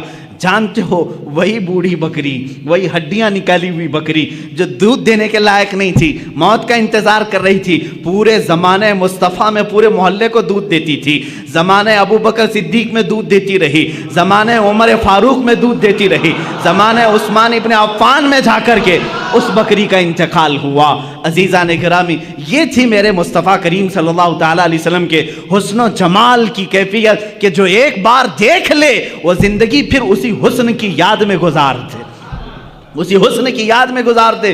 अरे यूसुफ अलैहिस्सलाम के भाइयों ने भी हुस्न देखा था, लेकिन देखा उसके बाद ले जाकर कुएं में डाल दिया। जुलेखा ने देखा लेकिन अपनी शादी करने का ख्याल किया, जेल में पहुंचा दिया। बादशाह ने देखा, वजीर बना लिया, लेकिन मुस्तफ़ा करीम सल्लल्लाहु ताला अलैहि वसल्लम का जिसने हुस्न देखा वो हुजूर को खरीदना नहीं चाहा, बल्कि जो देखा वो अपने आप को बेच दिया।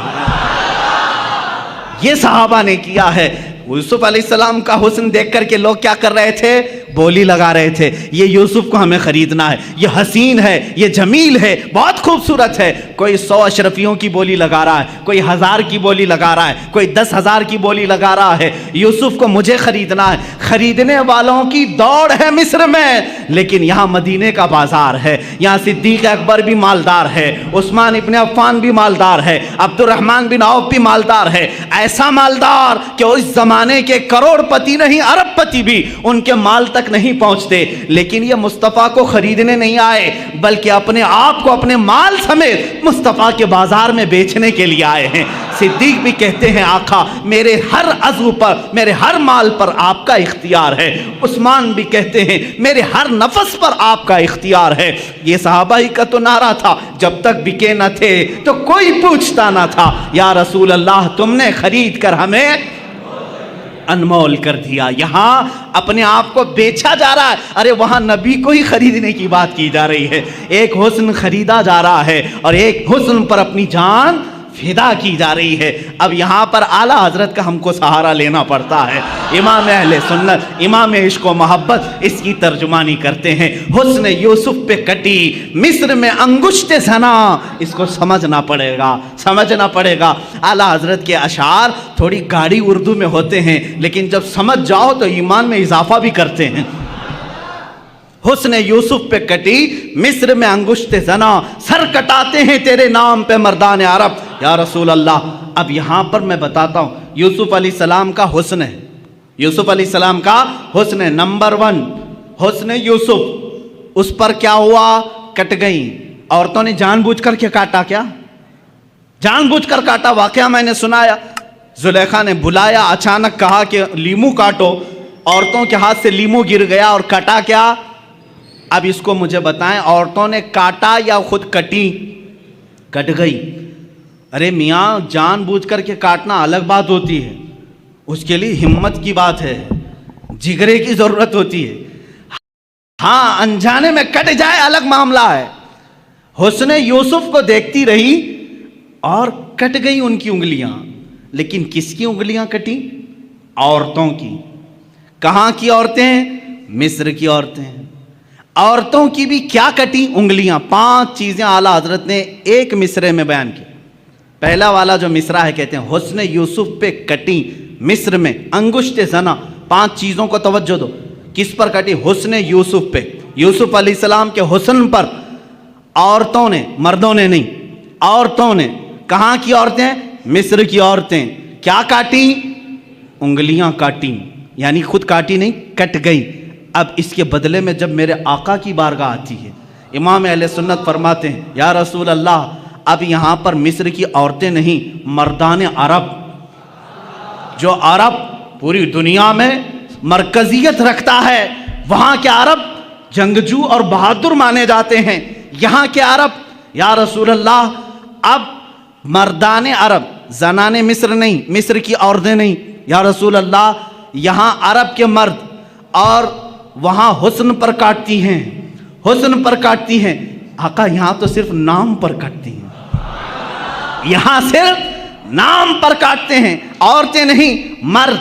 और फिर क्या आला हज़रत फरमाते हैं, वहां उंगलियां काटी, आका यहाँ तो गर्दन काट लेते हैं और वहां कट जाती हैं अनजाने में। आका यहाँ तो जान करके, देख करके अपने आप को पेश कर देते हैं, सर कटाते हैं तेरे नाम पे मर्दान अरब। या रसूल अल्लाह, तेरे हुस्न का हाल ये है कि यहाँ मर्द अरब के अपना सर कटाने पर भी फख्र महसूस करते हैं। हक तो ये है कि फिर वो कहते हैं, जान दी दे दी दी हुई उसी की थी। हक तो ये है कि हक अदा ना हुआ।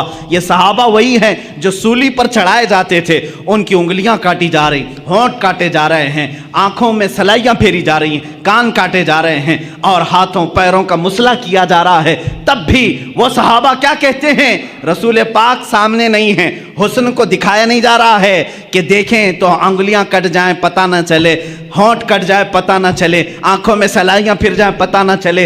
नहीं, मेरे आका मदीने में हैं, सहाबी रसूल बांधे गए मक्का में, सिर्फ नामे मुस्तफ़ा पर सूली पर चढ़ गए, होंठ कट गए, आंखों में सलाइयां फिर गई, उंगलियों कट गई, नाखून पकड़ से खींचे गए, फिर भी ये कहते हैं। मक्का वालों ने कहा, ए खुबैब, ए खब्बाब, क्या अच्छा होता तुम्हारी जगह तुम्हारा रसूल होता। जलाल आया, कहा उसी वक्त, जो जान मांगो तो जान दे दें, जो माल मांगो तो माल दे दें, मगर ये हमसे कभी ना होगा, नबी का जाहो जलाल दे दें। ये सहाबा का नारा था। कहते हैं, तुम कहते हो मेरी जगह नबी होते तो अच्छा होता। सुन ए नादान, मैं रसूल पाक, मैं अपने जिस्म के टुकड़े टुकड़े हो जाएं गवारा करूंगा, लेकिन मेरे मुस्तफ़ा के तलवे नाज पर कांटा भी छुपे मैं गवारा नहीं करता। ये हुस्न मुस्तफ़ा की बात है। रसूल करीम सल्लल्लाहु तआला अलैहि वसल्लम का हुस्न वो है मेरे अजीज़ों। हुस्न यूसुफ पे कटी मिस्र में अंगुश्ते जना, सर कटाते हैं तेरे नाम पे मर्दान अरब। इस हुस्न का हाल ही अलग है, उस हुस्न की बात ही अलग है। मेरे आका का हुस्न वो था कि सहाबा फरमाते हैं कि जैसे गुलशन में गुलाब है, जैसे गुलशन में गुलाब है, मगर आला हज़रत फरमाते हैं दुनिया सारी देखती है बागीचे में गुलाब खिला है ना, बागीचे में गुलाब खिला है। एक गुलशन, गुलशन किसको कहते हैं, बागीचे को। बागीचे में मोगरा भी है, चंपा भी है और गुलाब भी है, चमेली भी है, लेकिन जब गुलशन में गुलाब खिलता है सबसे हसीन लगता है। आला हज़रत रहमतुल्लाह ताला अलैह अजीब फिक्र रखते हैं, इश्क़ रसूल में डूब कर कहते हैं दुनिया ने देखा है गुलशन में गुलाब खिलता है, लेकिन या रसूल अल्लाह आपकी ज़ात तो वो है कि एक गुलाब है, सारा गुलशन इसी में खिला हुआ है। यहां गुलाब गुलशन में देखे हैं हम, गुलाब में गुलशन देखा जा रहा है, इसलिए कि आंखें एक फूल की तर्जुमानी कर रही हैं, बीनी मुबारका एक फूल की तर्जुमानी कर रही हैं, आपके लम्हाए नाज एक फूल की तर्जुमानी कर रहे हैं, चेहरे अक़दस में अलग अलग एक रंगत है। और इसीलिए आला हज़रत फरमाते हैं कि यहाँ तो एक गुलाब में सारा गुलशन समाया हुआ है, हुस्न यूसुफ है। अज़ीज़ान गिरामी, ये यूसुफ अलैहिस्सलाम के हुस्न की बात थी। जहाँ आप दूसरे नबियों को जो कमालात दिए गए, उन कमालात का अगर मैं ज़िक्र करूँ, सुलेमान अलैहिस्सलाम को अल्लाह ताला ने फरमाया वअल्लिमना मंतिक़त तैर, हमने सुलेमान को परिंदों की बोलियां सिखाई।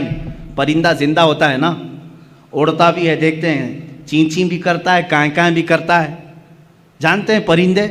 और परिंदे क्या कह रहे हैं ये हो सकता है आपको नहीं मालूम, लेकिन मेरे आका सल्लल्लाहु ताला अलैहि वसल्लम की हदीसें भी बताती हैं, कुरान में भी है, सुलेमान अलैहिस्सलाम परिंदों की बोलियां जानते थे, वो समझते थे। तो कोई अगर ये सवाल करे कि हुजूर सल्लल्लाहु ताला अलैहि वसल्लम भी जानते थे या नहीं, अरे नादान, ये सवाल ही नहीं करना चाहिए, वो सारी मखलूक के रसूल हैं। अगर अपने तमाम मखलूकात की ज़ुबान ना जाने तो वो रसूल कैसे है, हर एक की बोली जानते थे। हाँ, अगर वाक़यात की रोशनी में चाहते हो तो आओ मैं तुम्हें बताऊं। हमें तो वाक़या मिला, सुलेमान अलैहिस्सलाम चींटी की बात सुन रहे थे, हुदहुद की बात सुन रहे थे, कुरान में है, परिंदों की बोलियां सुन रहे थे। लेकिन मौला अली करमल्लाहु वजहुल करीम फरमाते हैं, मैं रसूलुल्लाह सल्लल्लाहु अलैहि वसल्लम के साथ मदीने के बाहर जब एक जंगल के किनारे जाता था, हमेशा मुझे दूर से किसी के सलातो सलाम पढ़ने की आवाज़ आती थी। जब भी गुजरते थे वहाँ से कोई अस्सलामु अलैका या रसूल अल्लाह, अस्सलामु अलैका या नबी अल्लाह कहता था। मैं घबराता था, इस जंगल में, इस बयाबान में मेरे नबी को कौन सलाम करता है, जिन्नात हैं, परिंदे हैं, जानवर हैं। एक दिन पूछ लिया, आका इस भरे जंगल में आपको कौन सलाम करता है? रसूल करीम सल्लल्लाहु ताला अलैहि वसल्लम ने मुस्कुराया, कहा ए अली ये पहाड़ देख रहे हो? कहा हाँ। इस पर एक पत्थर है? कहा हाँ। उस पर कोने पर एक जो पत्थर है, वो पत्थर रोज़ाना मुझ पर सलाम भेजा करता है। हुजूर सल्लल्लाहु ताला अलैहि वसल्लम उसका सलाम। अब मैं यहाँ बात बताऊँ, यहाँ तो सुलेमान अलैहिस्सलाम परिंदों की बोलियाँ जानते थे कुरान, और यहाँ मौला अली करमल्लाहु वजहुल करीम पत्थरों की बोलियाँ समझ रहे हैं। जिस रसूल को वह पत्थर سلام بھیج رہا ہے، سنا کس نے پہلے؟ اس پتھر کی بولی سمجھی کس نے پہلے؟ وہ باب العلم حیدر کرار علی مرتضی، وہ نبی نہیں۔ امتی جب پتھر کی بولی سمجھتا ہے تو رسول کس کی بولی نہ سمجھتے ہو؟ کس کی بولی نہ سمجھتے ہو؟ پرندوں کی بولیوں کی بات آئی، حضور پاک صلی اللہ تعالیٰ علیہ وسلم پتھر کی بولی۔ ایک بات یہ بھی سمجھ لیں آپ، پتھر تو کبھی ہم نے اڑتے ہوئے بھی نہیں دیکھا، آواز کرتے ہوئے بھی نہیں دیکھا، لیکن نبی سلام کرتے ہوئے سن رہے ہیں۔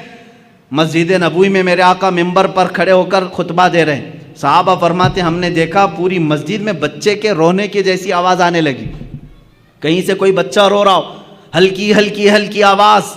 صحابہ ادھر ادھر دیکھنے لگے، کہیں کوئی بچہ دکھا نہیں۔ تھوڑی دیر کے بعد میرے آقا صلی اللہ تعالیٰ علیہ وسلم ممبر سے اتر آئے، مسجد کے باہر دروازے کے تک پہنچے، وہاں ایک لکڑی پڑی ہوئی تھی۔ یہ وہی لکڑی ہے، یہ وہی عصا ہے جس کو حضور صلی اللہ تعالیٰ علیہ وسلم اپنے ہاتھ میں لے کر خطبہ دیتے تھے۔ جب ممبر بن گیا تو اس خود لکڑی کو آپ نے چھوڑ دیا۔ حضور صلی اللہ تعالیٰ علیہ وسلم اس لکڑی کو اٹھاتے، اپنے سینے سے لگایا، اپنے کانوں کے پاس لگایا، اور پھر اس کو پکڑ کر کے خطبے کے لیے تشریف لائے۔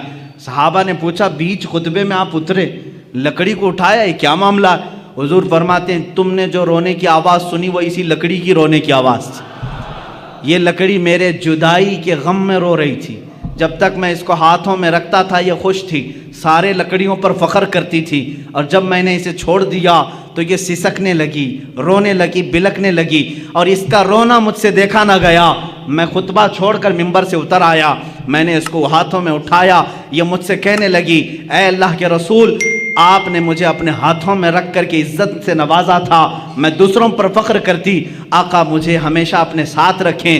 میں نے اس کو اپنے ساتھ رکھنے کی بات کہی، یہ لکڑی خاموش ہو گئی۔ عزیزان گرامی، یہ وہ رسول ہیں جو بے جان لکڑی کے رونے پر بھی ممبر سے خطبے سے چھوڑ کر نیچے اتر آتے ہیں۔ یہ خطبے سے لکڑی کی آواز سن سکتے ہیں، پھر وہ کیسا امتی ہے جو یہ کہتا ہے رسول امتی کی آواز نہیں سن سکتے، تو بہرا ہے، تو گونگا ہے، تیرا عقیدہ خراب ہے۔ ہمارا عقیدہ تو یہ ہے رسول اگر لکڑی کے رونے کو گوارا نہیں کر سکتے، میرا عقیدہ یہ کہتا ہے امتی روئے گا، میرا نبی فریاد رسی کے لیے پہنچے گا، دستگیری کے لیے آئے گا۔ یہاں تمہیں رہنمائی حاصل کرنے کے لیے پھر بریلی کے تاجدار کے پاس پہنچنا ہوگا۔ وہ کہتا ہے عاشق رسول ہم یہاں سے پکارے وہ وہاں سے سنے، مصطفیٰ کی سماعت پہ لاکھوں سلام، دور و نزدیک کے سننے والے وہ کان لالے کرامت پہ لاکھوں سلام۔ عزیزان گرامی وقار، یہ بولیاں سمجھنے کی بات تھی۔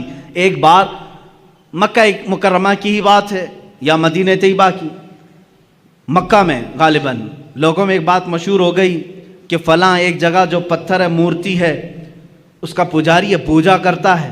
اچانک ایسا ہو گیا کہ حضور صلی اللہ تعالیٰ علیہ وسلم کی شان میں برے برے کلمات کہہ رہا ہے۔ کون؟ پتھر، مورتی بول رہی تھی، مورتی بول رہی تھی۔ جو پتھر کی مورتی تھی اس کی وہ پوجا کرتے تھے، عبادت کرتے تھے، مورتی بولنے لگی تو سب خوش ہو گئے جتنے دشمن تھے کہ ہاں آج ہمارا بھگوان صحیح بولا، اب تک تو ہم حضور کے بارے میں خود ہی بول رہے تھے، پتھر بولنے لگا۔ یہاں تو ڈپلیکیٹ بنا کر کے بولوایا جاتا ہے۔ آپ یہ مت سمجھیں کہ یہ وہ زمانہ نہیں تھا کہ پیچھے سے بیٹری اور سیل لگا کر کے مورتی کو بلوایا جا رہا ہو، سیل بھی نہیں تھا، بیٹری بھی نہیں تھی، کوئی کنیکشن بھی نہیں تھا۔ ہاں یہاں ہم سنتے ہیں اس طرح سے کہ کچھ خدا ایسے ہیں جو دودھ پیتے ہیں، پانی پیتے ہیں، لیکن انہی لوگوں کو معلوم بھی ہے وہ کہاں جاتا ہے پانی، کہاں جاتا ہے دودھ، جو لوگ اس طرح کی حرکتیں کرتے ہیں۔ لیکن مکہ میں جو ہوا وہ حقیقت میں ہوا، پتھر جو بول رہا تھا حقیقت میں بول رہا تھا۔ یہ وہ زمانہ نہیں ہے کہ مشین لگا کر کے بلوایا جا رہا ہو۔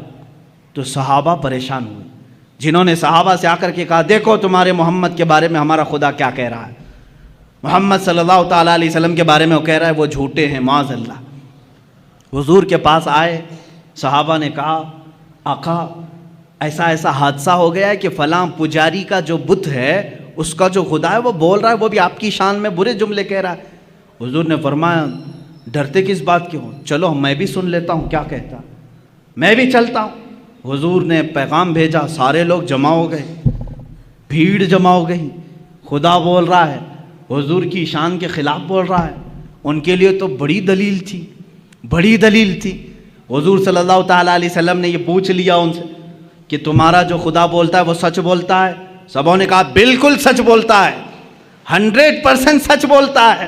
حضور نے یہ اقرار کروایا سچ بول رہا ہے، کہا بالکل سچ بول رہا ہے۔ اس وقت تک کیوں کہہ رہے تھے وہ؟ اس لیے کہ حضور کے خلاف بول رہا تھا۔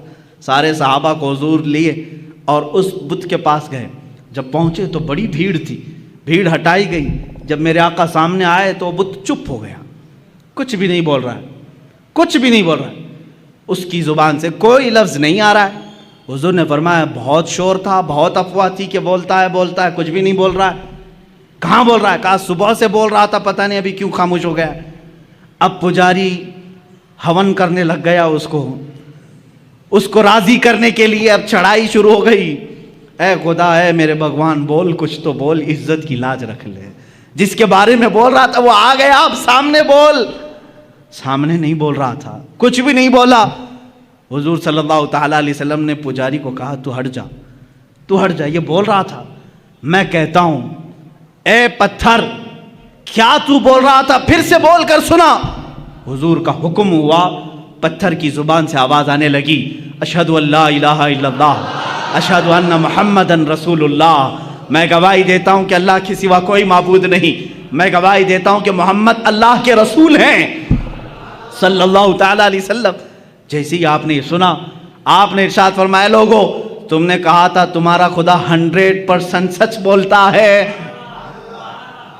سچ بولتا ہے، اب اس کی بات پر عمل کر لے جاؤ۔ لیکن غصے کے مارے اس بت کو انہوں نے توڑ دیا، مار دیا، ٹکڑے کر دیا۔ اب ہم دوسرا بنائیں گے، یہ نہیں چاہیے، یہ نہیں چاہیے، یہ گمراہ ہو گیا۔ کون گمراہ ہوا؟ خدا گمراہ ہو گیا۔ یہ نہیں چاہیے، یہ حضور کی بات کر رہا ہے، دوسرا چاہیے۔ یہ ہے جب کسی کے دل پر مہر لگ جائے وہ حقیقت کو نہیں سمجھتا۔ عزیزان گرامی اوقات، حضور پاک صلی اللہ تعالیٰ علیہ وسلم نے بلوایا کس کو؟ پرندوں کو، جانوروں کو نہیں، پتھروں کو بھی۔ سلیمان علیہ السلام کی فضیلت اپنی جگہ پر کہ ان کو پرندوں کی بولیاں سکھائی گئی، مگر میرے مصطفیٰ صلی اللہ تعالیٰ علیہ وسلم تو پتھروں اور لکڑیوں کی بھی زبان جانتے تھے، لکڑیوں کی بھی زبان جانتے تھے۔ اب آئیں حضور پاک صلی اللہ تعالیٰ علیہ وسلم کے کمالات کے اعتبار سے دو چیزیں کہہ کر کے میں اپنی گفتگو کو سمیٹتا ہوں۔ یقیناً صبر ایوب کی جب بات آتی ہے اس کا مثل کوئی نہیں۔ ایوب علیہ السلام نے کمال کا صبر کیا ہے، اور صبر کا جب نام آتا ہے تو ایوب علیہ السلام کا نام ساتھ میں آتا ہے۔ آپ نے بارہا سنا ہوگا، اللہ تعالیٰ نے آپ کو آزمائش میں رکھا۔ اللہ تبارک و تعالیٰ نے سیدنا ایوب علیہ السلام کو ایسا نہیں کہ شروع سے بیماری میں رکھا، شروع سے ساری نعمتیں نکال لی، نہیں۔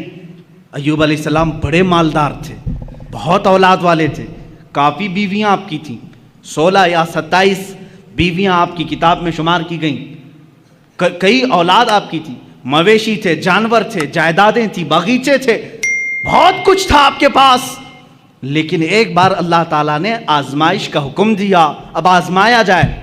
پھر ان کے ایک ایک چیزیں غائب کی گئیں، ضائع کی گئیں، ان کے جانور مرے، ان کی اولاد کا انتقال ہوا، ان کی بیویاں فوت ہوئیں، باغیچے ہلاک ہو گئے، جائیدادیں ختم ہو گئی، حتیٰ کہ آپ کے جسم پاک میں بھی بیماری ڈال دی گئی، بہت تیز بخار آپ کو رہتا، یہاں تک کہ آپ کا جسم گل چکا تھا، اتنی شدت کا بخار آپ کو دیا گیا۔ لیکن اس وقت تک آپ صبر کرتے رہے، صبر کرتے رہے۔ صبر میں آپ ہی کا تو نام لیا جاتا ہے، لیکن میرے عزیزو وہ صبر ان کا معجزہ تھا۔ لیکن میرے آقا صلی اللہ علیہ وسلم کی زندگی پاک کو اگر میں بتاؤں، مصطفیٰ کریم صلی اللہ تعالیٰ علیہ وسلم وہ ذات ہے جب وہ دنیا میں تشریف لانے والے ہیں، دنیا میں ان کے آمد سے 6 ماہ پہلے ہی ان کے والد کا وصال ہو چکا ہے، انتقال پہلے ہی ہے۔ آپ میں سے سب کے باپ ہوں گے یا ماں ہوں گی، والدین کا سایہ کتنی اہمیت رکھتا ہے جانتے ہیں آپ؟ میرے مصطفیٰ صلی اللہ تعالیٰ علیہ وسلم دنیا میں تشریف لائے تو یتیمی کی حالت میں آئے ہیں، وہ یتیم پیدا ہوئے ہیں، عبداللہ کے در یتیم ہیں، اپنے باپ کو پیدا ہونے سے 6 ماہ پہلے ہی اللہ تبارک و تعالیٰ نے ان کی روح قبض فرمائی۔ لیکن یہ صبر نہیں ہے تو اور کیا ہے؟ بچے نے آنکھ کھولی. مکہ کا ماحول ایسا تھا کہ بچوں کو دودھ پلانے کے لیے ماں کے پاس نہیں دور رکھا جاتا تھا. اس رواج کے اعتبار سے پہلے دن حضور اکرم صلی اللہ تعالیٰ علیہ وسلم کو یا دوسرے دن ہی حضور کو حلیمہ سعدیہ کے گود میں دے دیا گیا. ماں کے پاس نہیں، حلیمہ سعدیہ کے گھر جو مکہ مکرمہ سے بھی تقریباً 150 کلومیٹر کا دور کا سفر ہے. کون بچہ ہے آج دنیا میں جو اپنی ماں سے کو چھوڑ کر پہلے دن سفر کر رہا ہو؟ پہلے دن مجھے یاد ہے جب میں 11 سال کا تھا، مجھے دور پڑھنے کے لیے بھیجا جا رہا تھا. پورا سفر روتا ہوا گیا تھا، ماں کے آنچل سے لپٹ کر کے، باپ کے سینے سے لگ کر کے، بھائیوں کو چھوڑتا ہوا دیکھ کر کے. کون غم کے آنسو نہیں روتا؟ ایک بچہ جو اپنے گھر سے جاتا ہے ہوش و حواس میں. مجھے معلوم ہے میرے عزیز و ہجرت کیا چیز ہوتی ہے جب چھوڑ کر کے اپنے عزیزوں کو جاتے ہیں. اس رسول کو، زندگی پاک کو پڑھو. یہ صبر نہیں ہے تو اور کیا ہے؟ جو پیدائش کے پہلے دن اپنی ماں سے 150 کلومیٹر دور حلیمہ سعدیہ کے ساتھ چلے گئے. حلیمہ سعدیہ نے 2 سال اپنے گھر رکھا، دودھ پلایا اور اس کے بعد واپس لا کر کے بی بی آمنہ کے گھر دے دیتی ہیں. سیدہ آمنہ رضی اللہ تعالیٰ عنہ حضور صلی اللہ تعالیٰ علیہ وسلم کی تربیت فرماتی رہیں. لیکن یہاں اب گھر میں کون کون ہیں؟ حضور صلی اللہ تعالیٰ علیہ وسلم کے خاندان. خود میرے آقا فرماتے ہیں 6 سال کی عمر ہی تھی کہ حضرت آمنہ کے ساتھ مدینے گئے تھے. جب اس کا نام یثرب تھا، وہ حضور کا ننیال تھا، حضرت آمنہ کے گھر والوں کا، خاندان والوں کا شہر تھا. واپسی کے وقت بی بی آمنہ بیمار ہوئیں. تنہا رسول پاک صلی اللہ تعالیٰ علیہ وسلم حضرت آمنہ کے ساتھ سفر میں ہیں، اور آپ کے والد گرامی کی ایک کنیز ہے حضرت عبداللہ کی لونڈی ام ایمن، ساتھ سفر میں ہیں. 3 لوگ سفر پر ہیں، مدینے سے مکہ جا رہے ہیں. 450 کلومیٹر کا سفر 6 سال کی عمر کا بچہ کر رہا ہے اپنی ماں کے ساتھ، بیمار ماں کے ساتھ، اپنے باپ کی کنیزہ کے ساتھ. بیچ میں مقام آتا ہے، مقام ابوا. آمنہ کہتی ہیں اب مجھ سے چلا نہیں جا رہا ہے، اب میری طاقت جواب دے گئی ہے. وہیں ماں سو گئیں. رسول کریم صلی اللہ تعالیٰ علیہ وسلم سرہانے کے پاس بیٹھے، کبھی پانی سے منہ پر چھڑکیاں دیتے، کبھی اپنی ماں کا سر اپنی گود پر رکھتے، اور پیشانی کو دیکھا گرم تپ رہی ہے. تھوڑی دیر میں اسی 6 سالہ محمد عربی صلی اللہ علیہ وسلم نے دیکھا آمنہ بی بی کی روح قبض سے انصری سے پرواز کر گئی ہے. سر وہیں رہ گیا، آنکھیں کھلی رہ گئی. کون ہے وہ بچہ جو 6 سال کی عمر میں اپنی ماں کی آنکھیں بند کر رہا ہو؟ سفر میں کوئی نہیں، ایک کنیز کے علاوہ. خود ہی اٹھتے ہیں اور زمین کو کھودتے ہیں. قبر خود تیار کی، قبر خود تیار کی. ایک کنیز کے سہارے اپنے ماں کے جسم ناز کو اٹھایا، قبر میں دفن کیا. ہے کوئی مجھے بتاؤ 6 سال کی عمر میں کوئی تجہیز و تکفین کے انتظام کرتا ہو، کوئی اپنی ماں کا جنازہ اٹھاتا ہو؟ 6 سال کی عمر میں کوئی سفر کا بوجھ اٹھاتا ہو؟ 6 سال کی عمر میں وہ احمد مختار نے اپنی ماں کا لاش مبارکہ اٹھایا اور قبر میں دفن کیا اور تنہا سفر کر کے واپس مکہ آئے. مکہ میں آنے کے بعد یہ صبر کی زندگی نہیں ہے تو اور کیا ہے؟ میرا عزیزو، صبر ایوب کی داستانیں ہم سنتے ہیں. ایوب علیہ السلام کے پاس شروع سے بہت کچھ تھا، جائیدادیں تھیں، اولاد تھی، بے شمار ان کے پاس مال تھا، مگر مصطفیٰ کریم یتیمی کی حالت میں دنیا سے آئے. 6 سال کی عمر پاک میں ماں بھی دنیا سے رخصت ہو گئی.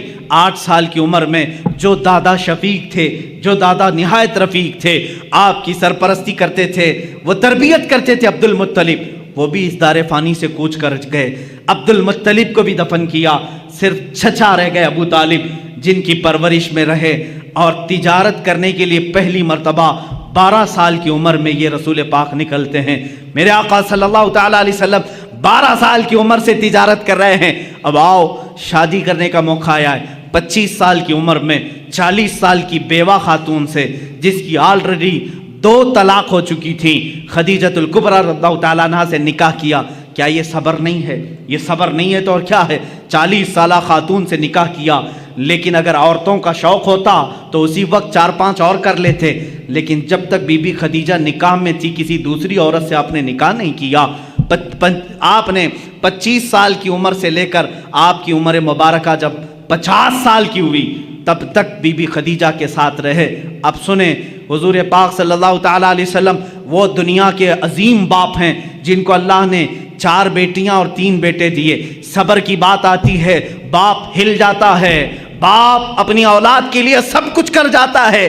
ایک بچہ بیمار ہو تو ہم نے باپ کو تڑپتے ہوئے دیکھا ہے، ڈاکٹروں کے لباس سے الجھتے ہوئے دیکھا ہے، اور اس کو دواخانوں اور ہاسپٹلوں کے چکر لگاتے ہوئے دیکھا ہے۔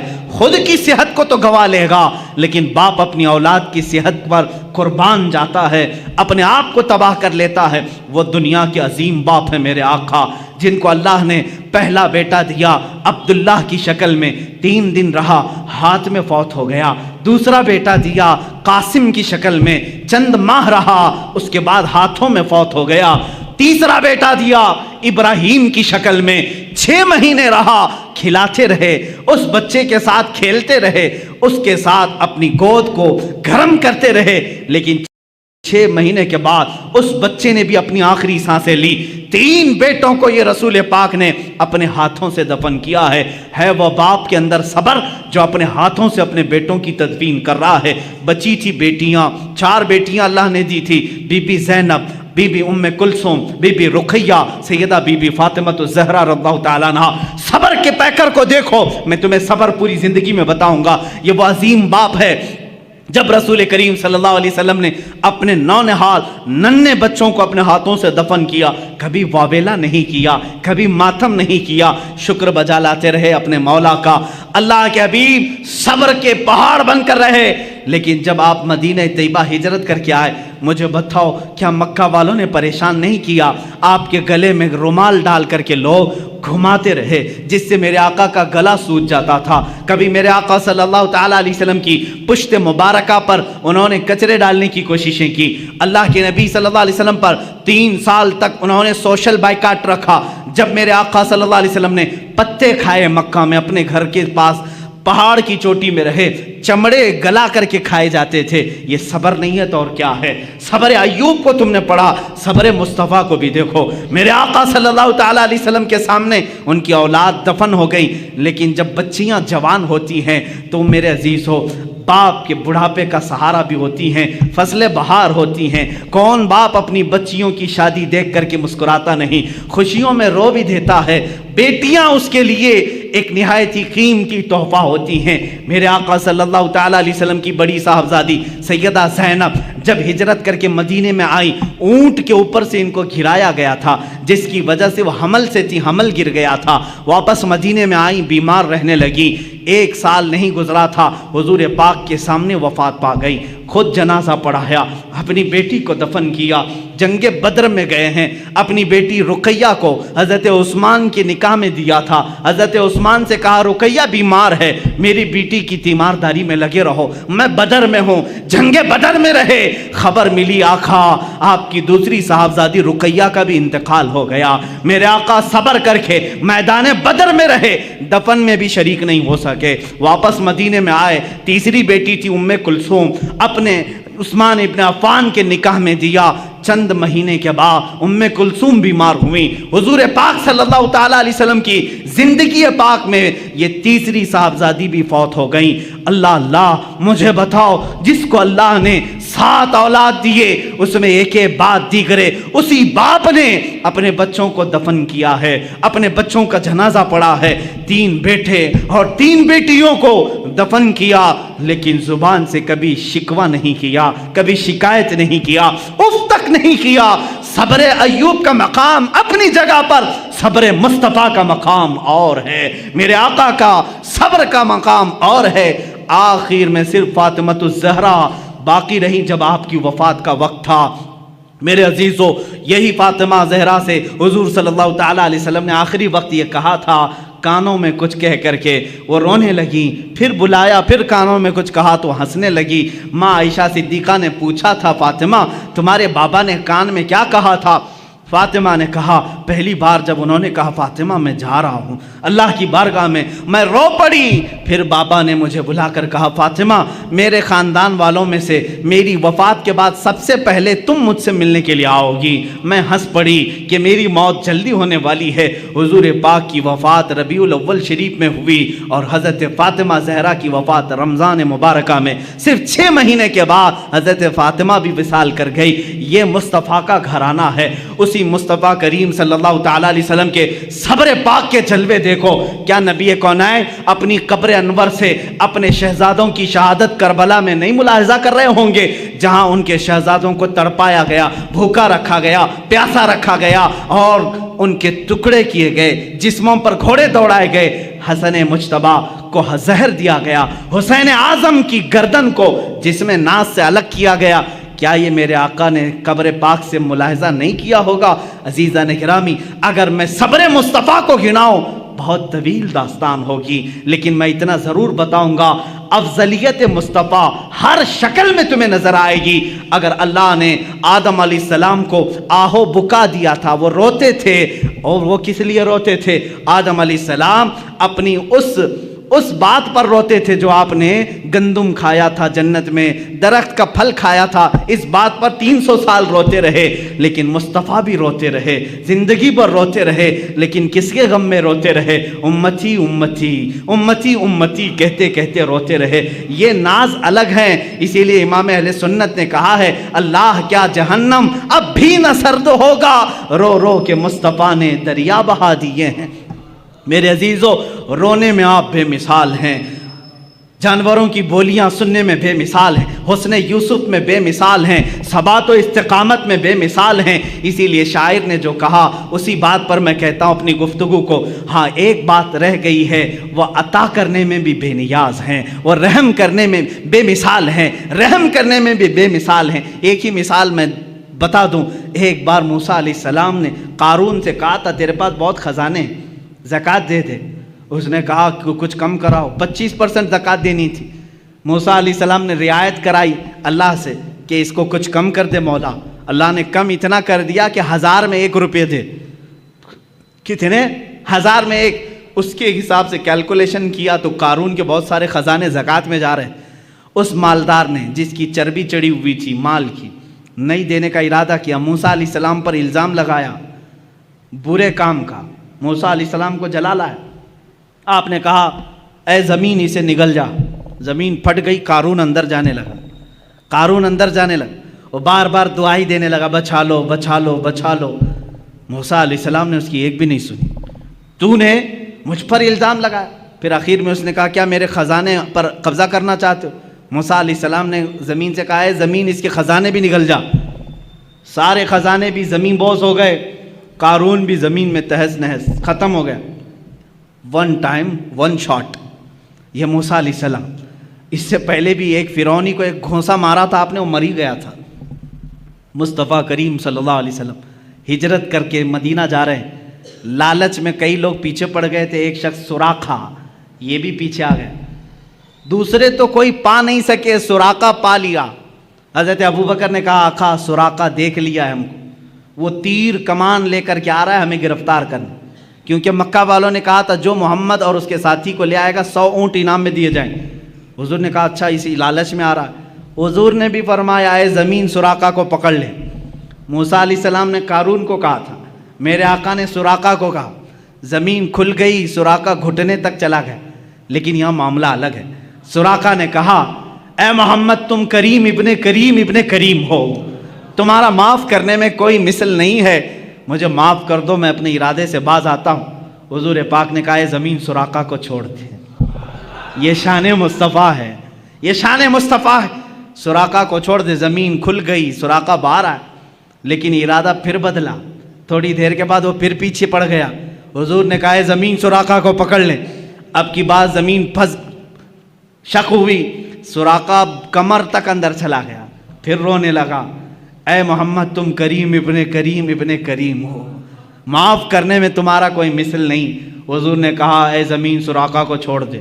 زمین کھل گئی، پھر سراقہ نکل گیا، جا رہا تھا، سوچا ایک بار اور ٹرائی کر لوں، تیسری بار پھر پیچھے پڑ گیا، پھر قریب آیا، حضور نے فرمایا اے زمین سراقہ کو پکڑ لے. یہاں پکڑایا بھی جا رہا ہے, معاف بھی کرایا جا رہا ہے, پکڑایا بھی جا رہا ہے, معاف بھی کرایا جا رہا ہے. اسی لیے میں نے کہا موسیٰ علیہ السلام کے زمانے میں ہوتا ون ٹائم ون شاٹ, ایک ہی بار میں ایک ہی شاٹ پر ختم. یہاں چھوڑنے کی تیسری مرتبہ جب وہ دھس گیا گردن تک, حضور نے فرمایا اے سراقہ تو 100 اونٹوں کی لالچ میں میرے پیچھے پڑ گیا, میری نگاہیں دیکھ رہی ہیں قیصر و کسریٰ کے کنگن تیرے ہاتھ میں آنے والے. قیصر و کسریٰ اس زمانے کے امریکہ یورپ کی طرح سپر پاور تھے, ان کے بادشاہوں کے پاس سونے کے کنگن تھے, وہ کسی عام آدمی کے خواب و خیال میں نہیں آتے. میرے آقا نے ڈائریکٹ پکڑنے کے لیے جو آ رہا ہے اسی کو کہا تیرے ہاتھ میں قیصر و کسریٰ کے کنگن دیکھ رہا ہوں. سراقہ کو یقین نہیں ہوا, کہا ایسا کہہ رہے ہو؟ اسی وقت ایمان لے آئے, میں ایمان لاتا ہوں محمد صلی اللہ علیہ وسلم اللہ کے رسول ہیں. زمین کو کہا چھوڑ دے.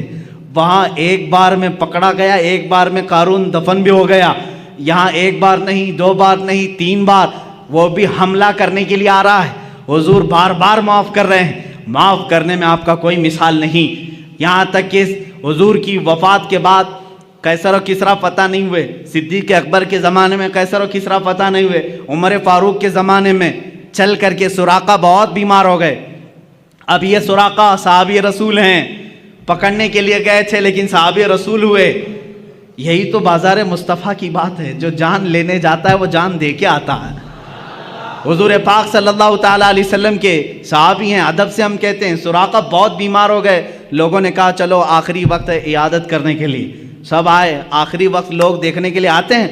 لوگ آنے لگے. سراقہ نے کہا کیوں آ رہے ہو؟ کہا آخری وقت ہے, تیمارداری عیادت کے لیے آ رہے ہیں ہم. کہا سب کو بھگایا, جاؤ میں مرنے والا نہیں ہوں, جاؤ میں نہیں مروں گا. کہا اتنے کانفیڈنس کے ساتھ, کہا ہاں اس لیے کہ میرے نبی نے فرمایا سراقہ تیرے ہاتھ میں قیصر و کسریٰ کے کنگن دیکھ رہا ہوں, ابھی میرے ہاتھ میں آئے نہیں تو میں مروں گا بھی نہیں. یہ یقین تھا صحابی رسول کا. اور اس کے بعد حضرت عمر فاروق کے زمانے میں ایران بھی ٹوٹ گیا, روم بھی ٹوٹ گیا. قیصر و کسریٰ کا مال صحابہ نے مال غنیمت میں مدینے پہنچایا. اس مال غنیمت میں قیصر و کسریٰ کے کنگن بھی آئے. امیر المومنین عمر فاروق نے فرمایا میں نے سنا تھا رسول اللہ صلی اللہ علیہ وسلم سے یہ کنگن سراقہ کے ہاتھ میں ہونے چاہیے. لے جا کر کے ان کو پہنایا گیا اور اس کے بعد وہ خوشی سے جھومنے لگے. چند ہی دنوں کے بعد آپ کی وفات بھی ہوئی. عزیزان گرامی, یہاں بات یہ عرض کرنا چاہتا ہوں, اس رسول کا معاملہ یہ ہے, عطا کرنے میں بے مثال, رحم کرنے میں بے مثال, معاف کرنے میں بے مثال. اسی کو امام میرا کہتا ہے بریلی کا, میرے کریم سے گر قطرہ کسی نے مانگا, دریا بہا دیے ہیں, در بے بہا دیے ہیں. واہ کیا جود و کرم ہے شہ بتا تیرا, نہیں سنتا ہی نہیں مانگنے والا تیرا. حضور کی بات تو یہ ہے, چور حاکم سے ڈریں, یا مات الگ ہے. چور کس سے ڈرتا ہے؟ پولیس سے ڈرتا ہے نا. پکڑنے والا آیا تو چور ڈر کے بھاگتا ہے, لیکن آقا آپ کی شان ہی الگ ہے. آپ حاکم ہیں اور چور آپ ہی کے پاس چھپنے کے لیے بھی آتا ہے, یہی چھپنے کے لیے آتا ہے. اسی لیے امام زمن کہتے ہیں ڈھونڈا ہی کریں صدر قیامت کے سپاہی. قیامت کے دن کچھ مجرموں کو فرشتے ڈھونڈ رہے ہوں گے, فلاں مجرم کہاں ہے, فلاں وہ کام کیا تھا, یہ کہاں ہے, وہ کہاں ہے. جرموں کا اعلان ہو چکا ہوگا, فرشتے ڈھونڈ رہے ہوں گے, لیکن کچھ مجرم مل نہیں رہے ہوں گے, کچھ مجرم مل نہیں رہے ہوں گے. اس کو امام زمن نے اپنے شعر میں یوں کہا ہے, ڈھونڈا ہی کرے صدر قیامت کے سپاہی, وہ کس کو ملے جو تیرے دامن میں چھپا ہو. حضور کچھ مجرموں پر اپنا دامن رکھے ہوں گے. آقا رحم کرنے میں بے مثال. آپ روزانہ میرے مصطفیٰ کی بات سنیں گے, اپنے ایمان کو تازہ کریں گے. آج میں سمجھتا ہوں کہ آج کی یہ محفل یہاں تک میں اس بات کے ساتھ ختم کرتا ہوں, لا یمکن الثناء کما کان حق ہو بعد از خدا بزرگ, تو ہی قصہ مختصر یا رسول اللہ, لیکن رضا نے ختم سخن اس پہ کر دیا. خالق کا بندہ خلق کا آقا کہوں تجھے, حیران ہوں میرے شاہ میں کیا کیا کہوں تجھے. وآخر دعوانا الحمدللہ.